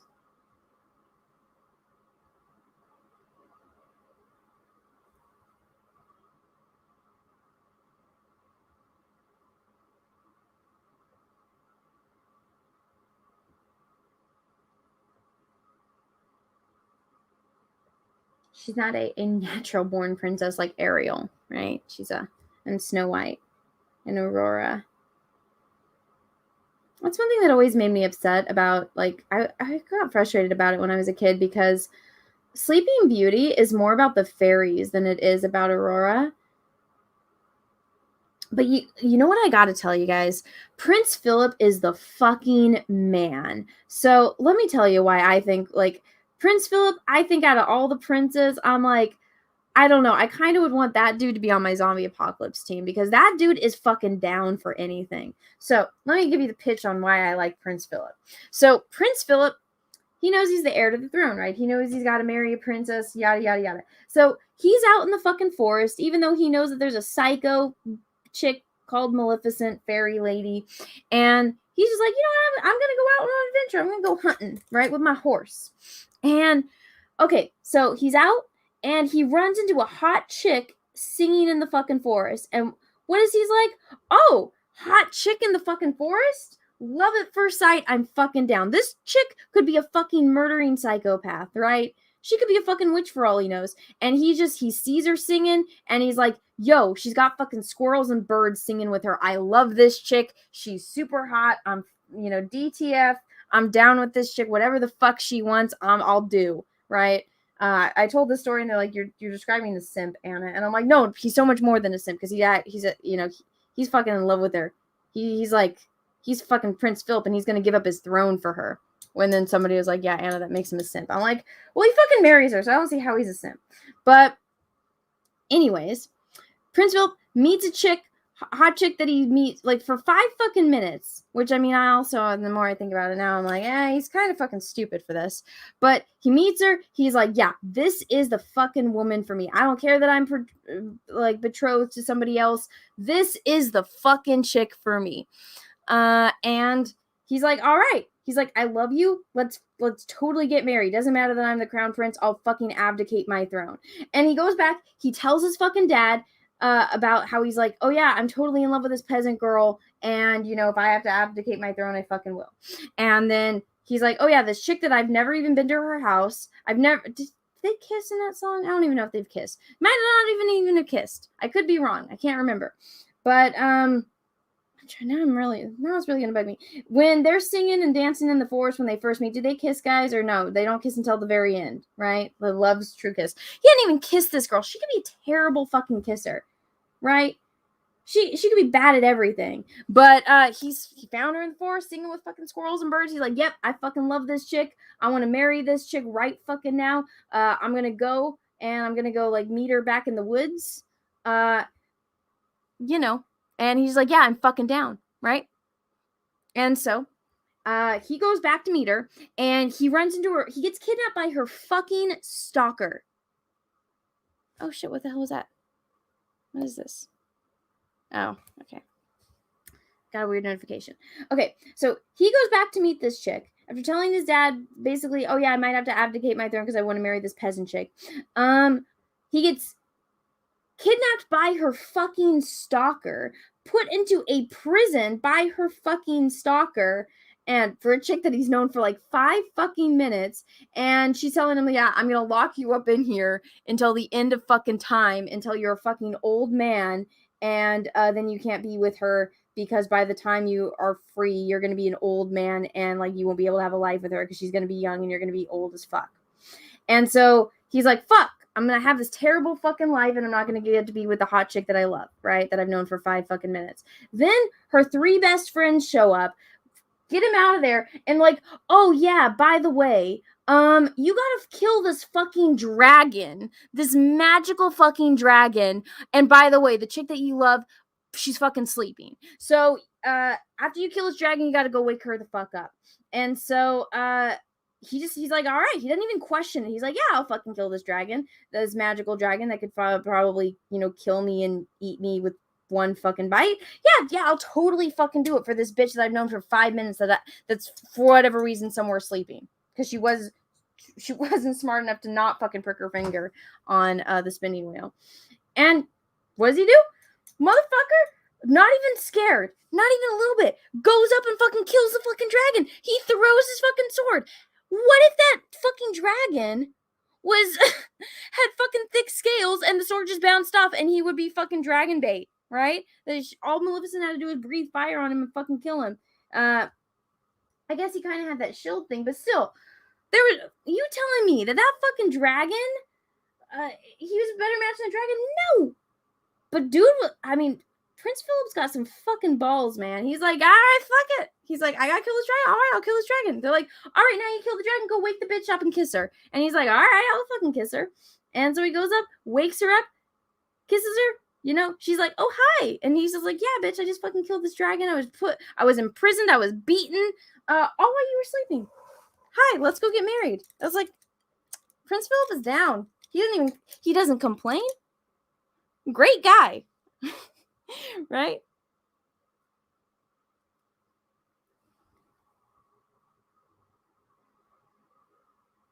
So yeah, I like Prince Philip. Prince Philip's down. But I told this pitch to one of my friends. They're like, Anna, you just ruined Prince Philip to me because he's a total simp. And I'm like, nah, he fucking marries her. I mean, he's just a man that knows what he wants. He's a yes man. Prince Philip is like, all right, you want me to do that? Yeah, I'll totally do that.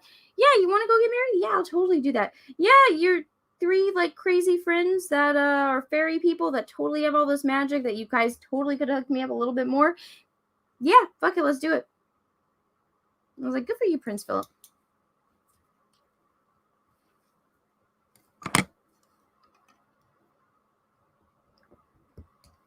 Prince Philip is a fucking man. But everyone likes Prince Eric. I don't like Eric. And Ariel. It's like, motherfucker doesn't even remember what she looks like. I get it that the sun was behind him, but it's like, she looks exactly like the mute chick. Also, Ariel, I'm like, girl, you couldn't have just written him a note in the fucking sand. Hey, I saved you, but I don't have my voice. Like, come on. There were so many ways around it. That was stupid. Also, she could have just, asked her dad.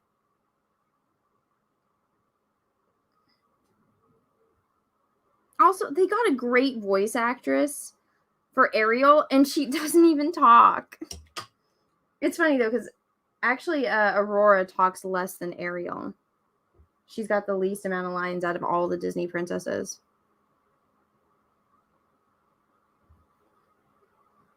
Because she's fucking sleeping. I do love that song, though. The one where she's singing in the forest. Once Upon a Dream. I love that song.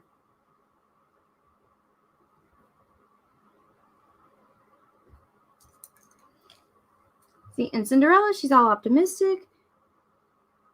A dream is a wish. Your heart makes. It's so sweet. Oh my god, Cindy. I'm so sorry.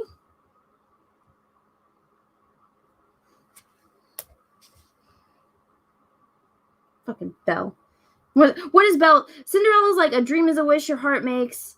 She's all optimistic about life. What does Belle do? I'm so much fucking better than everyone in this little town. Like, what? Oh my god. Belle is terrible.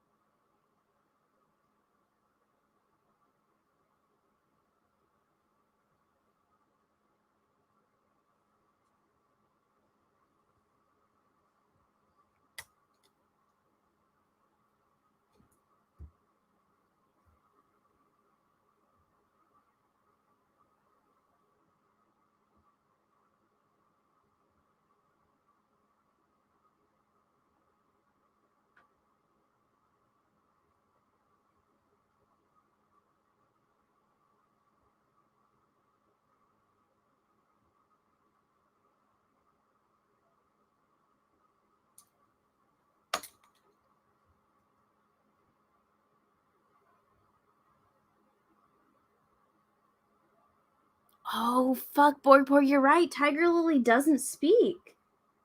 Ah, that's true. I totally forgot about her. That's crazy. She doesn't speak at all. That's something that I knew, but I didn't realize until just now.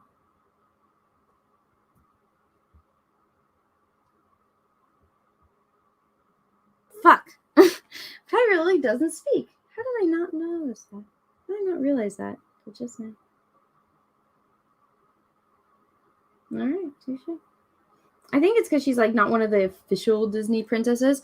I like told one of my friends that worked at Disney because he was doing this like, oh look, here's all the Disney princesses, and I was like, you left out Ilanwi and Kita, and he's like, oh, they don't really count. And I was like, they're not on the official Disney princess list. I'm like, they're fucking Disney princesses. What are you talking about? Ilanwi was from the Black Cauldron. She even says, I'm Princess Ilanwi. And then Kita from Atlantis. Her dad's fucking Spock. Give me a break. She doesn't count as a princess. But according to Disney, no.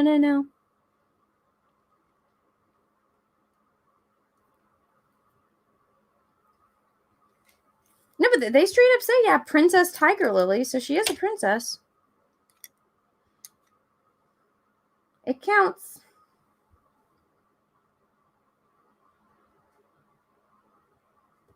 Oh, shit. That's a problem with these brushes.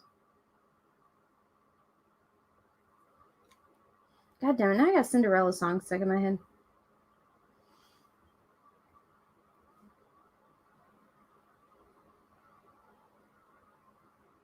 You know, I liked, and I wish it would have came out when I was a kid. I really liked Tiana and the Princess and the Frog movie. I liked Naveen. I'm like, ooh, this guy's handsome, for a cartoon. But I like those dark features on a man. So Prince Naveen, I was like, hello, Prince Naveen.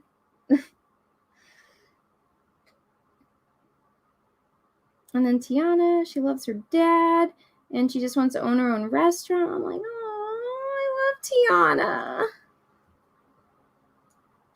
Tiana's great. And they all fall in love. I wish they weren't like frogs for the whole movie, because I mean, they were good. They look good as humans. I think people complained about that too, but I'm like, it's part of the story. Like, it makes sense why they're stuck as frogs.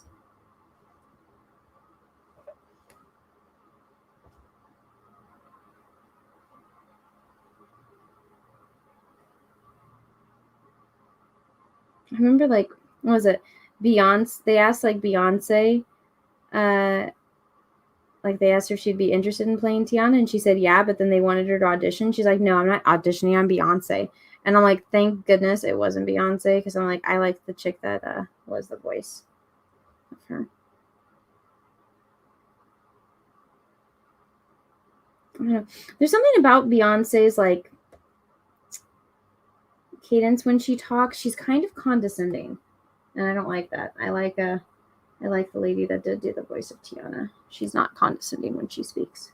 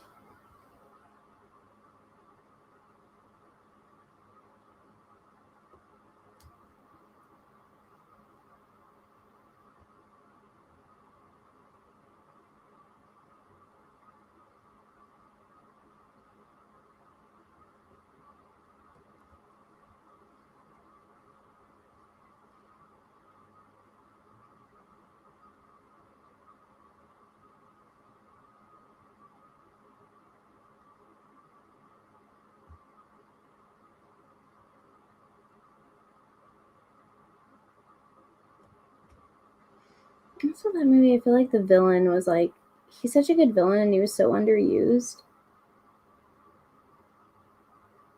Like, that's one of the things, like with the Evil Queen. She she sends out the fucking huntsman to kill Snow White, and when he doesn't do it, she's like, fuck you, I'm gonna do it my fucking self. So she turns herself into a fucking hag to go after Snow White and dies in the process. But I don't know, I just felt like it was such a good villain. And he's such a good voice actor. Like, he's a good actor in general, but his voice acting was like top notch. That dude was scary. The Shadow Man. He went to the Shadow Man.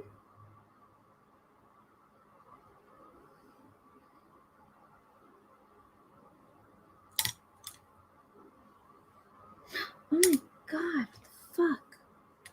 This fucking paintbrush, man. I swear. Just like leaks liquid. You don't realize it.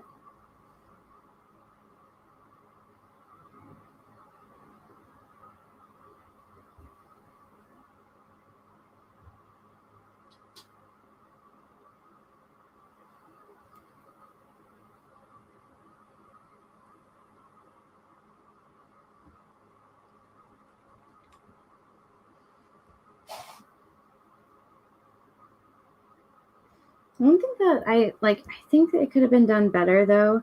It's like the big cool thing was like, oh, Tiana's black, and it's like it doesn't really matter, you know, but I think like with them like doing like the voodoo stuff and like the bayou, and I'm like, I don't know, you guys like virtue signal about all this stuff, but you literally went for a stereotype, and I'm like, or one of my friends was like kind of really pissed about that. She's like, really? But I'm just like, why didn't you do something like in Africa? Like that would have been so fucking cool. Like I know you have like the Lion King and stuff, but I mean you could have callbacks to that.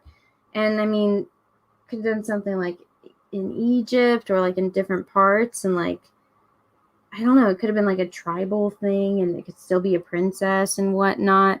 But I'm like, gosh, it's like go look at, or like the Moors that took over Europe. I'm like, there's so much history there. And yeah, spoiler, there's black princesses. Holy shit. I'm like, you guys could have done something like that, but it's like, I don't know, they didn't. They went for a stereotype. Which I mean, I really like the movie, but I'm like, it's a missed opportunity.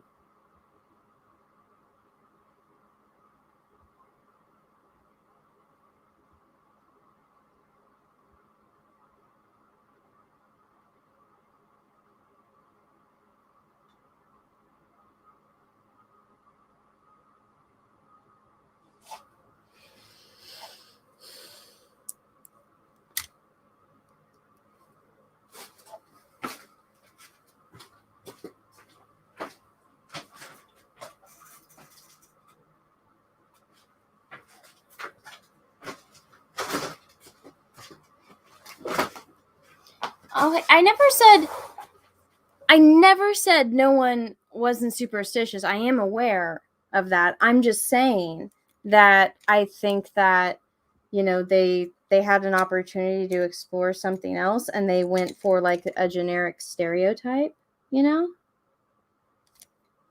I don't know. I think that they could have done like a little bit more fairy tale-ish, you know? But here's the thing, I like the movie. Honestly, they should, before they got rid of the 2D department, I honestly think that they should have done you know, something set in Africa or like with like the Moors in Europe and stuff like that. There's so much like material there to use, and they just didn't. I think it's a missed opportunity. You guys don't have to agree with me. I think it worked just fine. I think they could have just done more. And I don't mean like more of the movie, I mean like more movies, you know?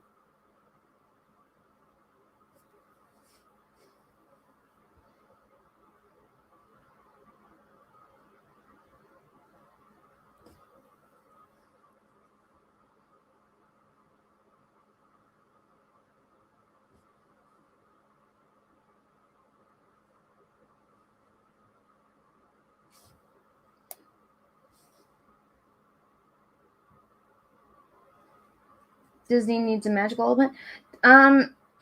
Go look at like African history. There's magic there.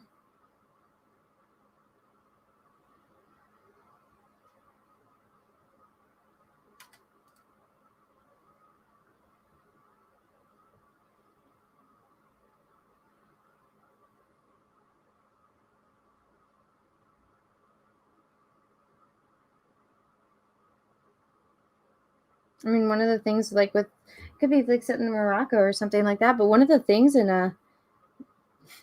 Northern Africa they discovered, I'll never forget this because it traumatized me when I learned about this in history class, but it's like they used to sacrifice children, and so they just found like these caves with like mass graves in them with like little altars and stuff because they would sacrifice children. I mean, that could be a I mean, yeah, that's scary, but I mean, that could be a big plot point.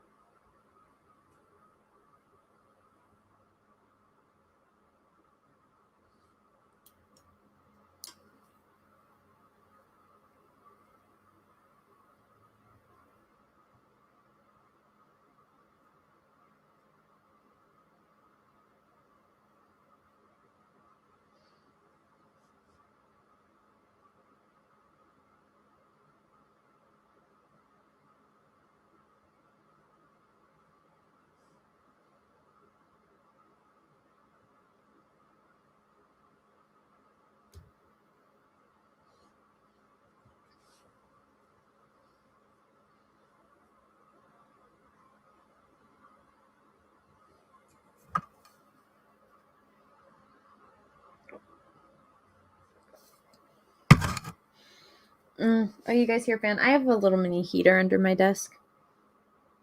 It keeps my feet warm. I get really cold easily.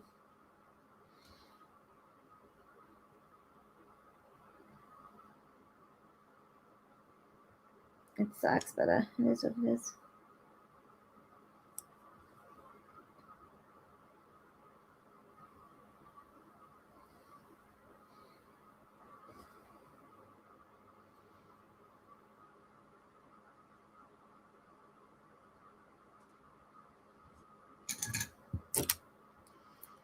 Ah!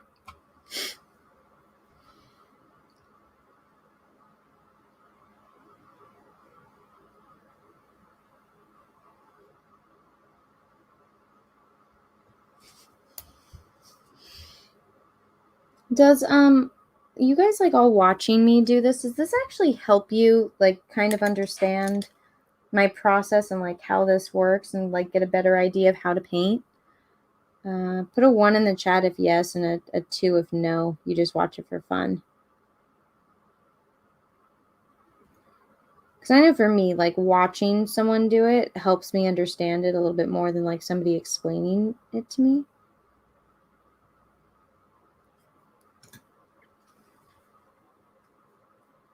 Okay, kind of mixed.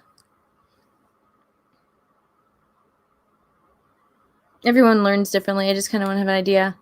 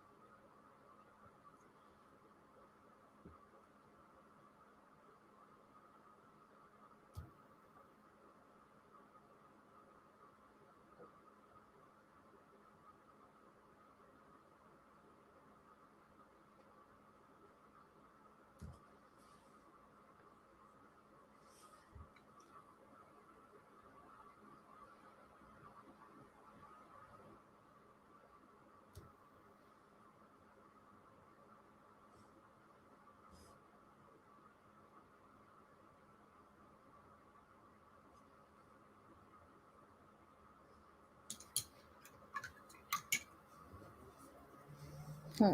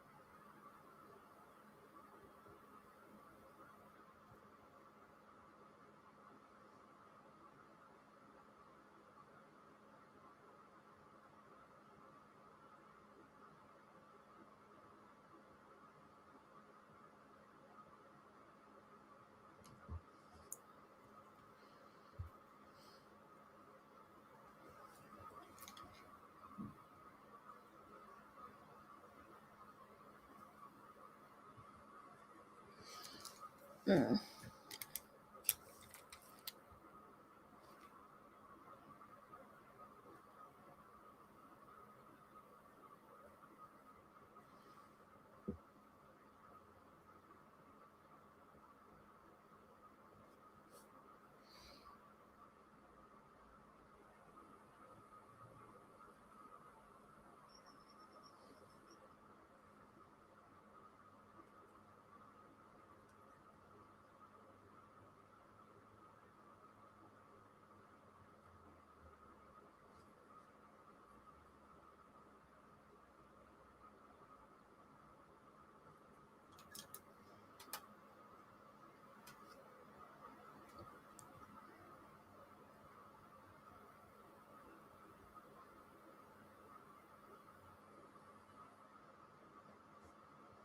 All right.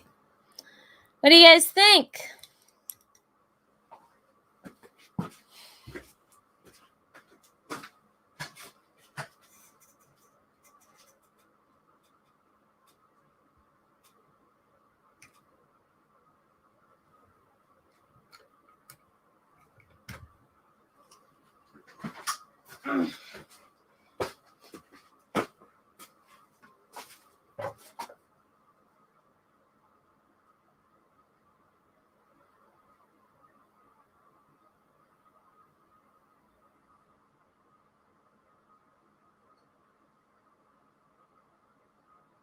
All righty.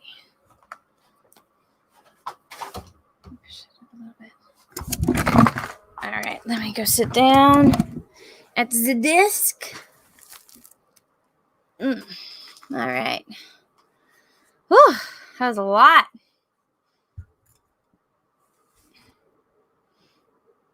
Okay, let me go.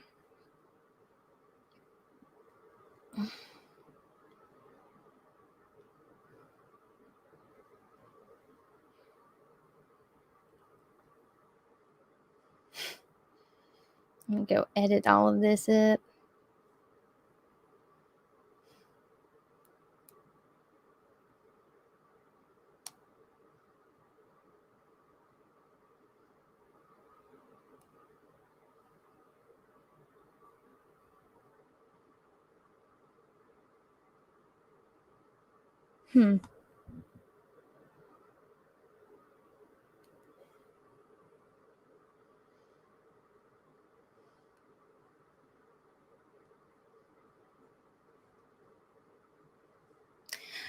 Okay, let's go edit this little video up.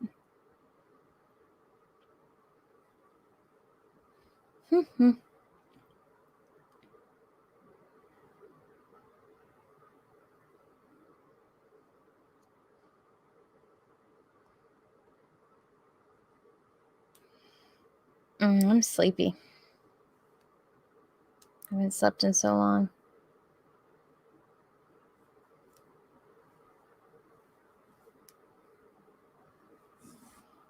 And I have my stream with Jesse in a little bit, so I'm kind of fucked.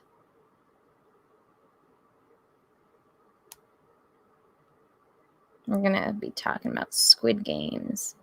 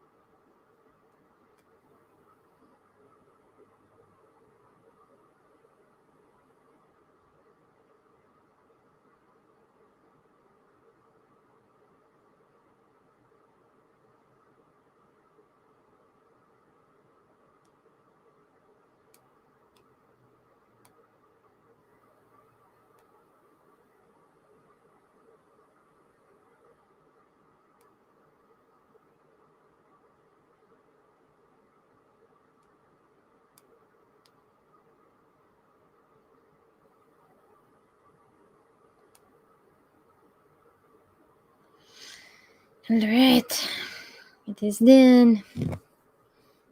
End this little video together. Jeremy 7 thank you for the super chat.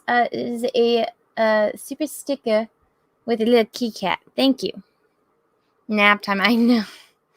I get a nap. I'm gonna post this on my Instagrams real fast.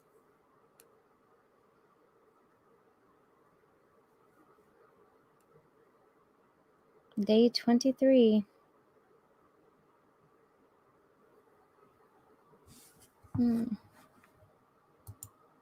Ah! What did I just do?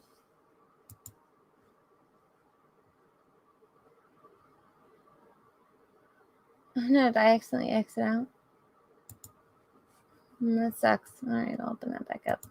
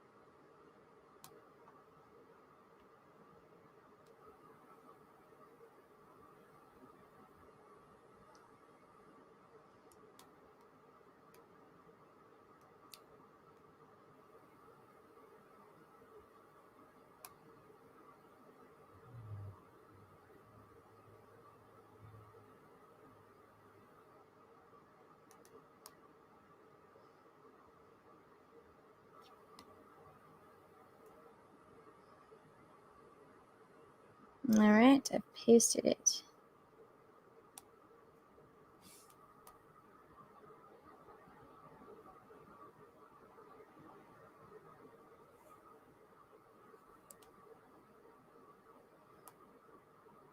Alright, you guys ready to see? Let me pull up my Instagrams.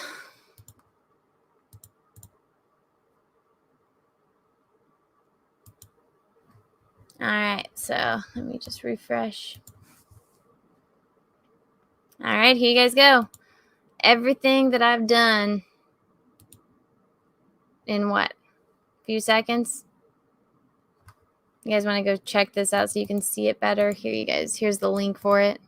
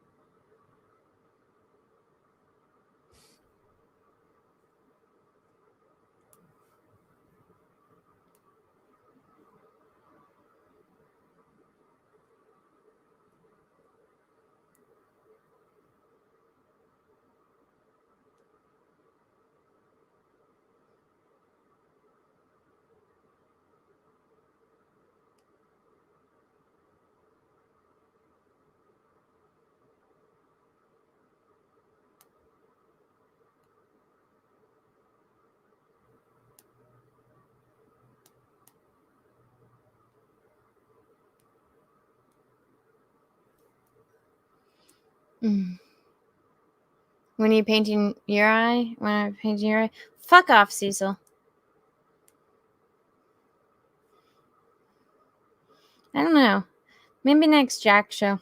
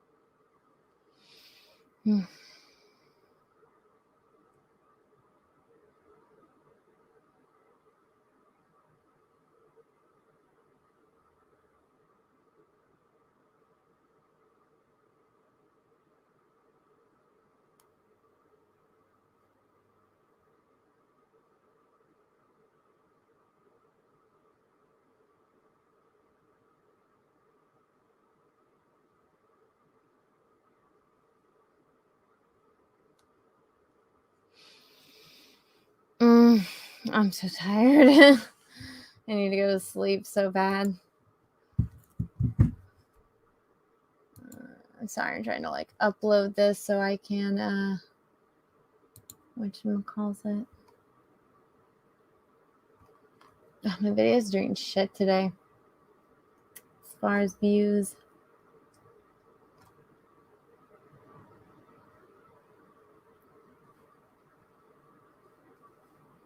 I feel like I've made you guys watch that so many times. Let's see how many rows have I done. I'll try to upload this onto my...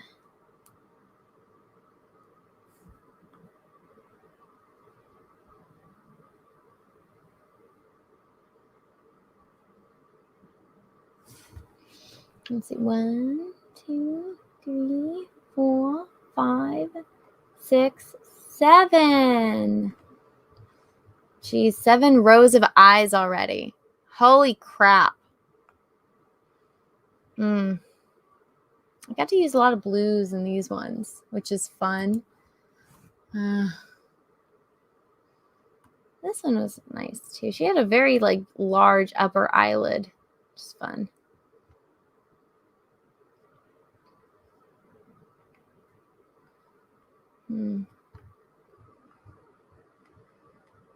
All of the eyes, guys. All of the eyes. You're 1/3 of the way to 100. Well, that's nice. I still got a long ways to go till I get to 200, though. That's gonna be a doozy. Let me update the...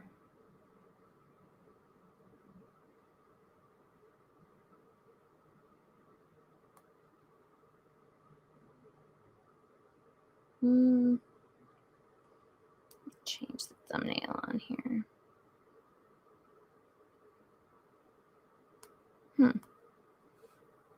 That's weird. Why is this not showing up on my channel?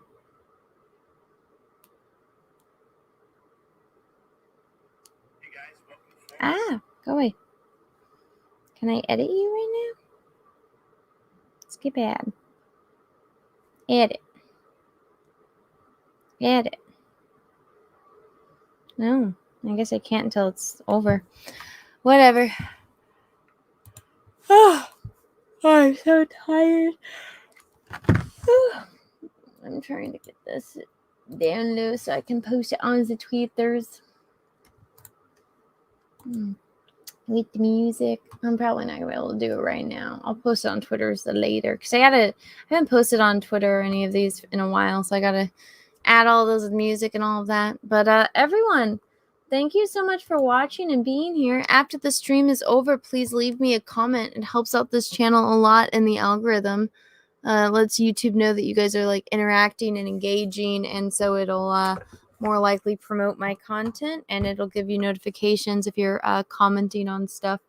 That's one of the things. It's like the more that you interact with the content, YouTube knows that you're watching it, and so you'll get notifications for it.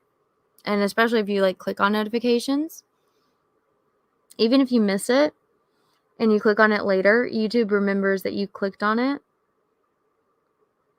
But engagement helps. Liking something helps. Commenting, watching. It's weird the way that YouTube does things. But I'm going to go take a nap before I do the stream with Jessie. Stream with Jessie is supposed to be at 3 p.m. on her channel, which is Mindless Entertainment. But so I will be over there later. But if you haven't already, go check out my main channel and go give my videos from today views because both of them are doing really bad. So go check that out. And I'm going to play an outro video. Leave me a comment when I'm done. And until next time, everyone, I hope you all have a great rest of your day, morning, evening, afternoon, wherever you are in the world.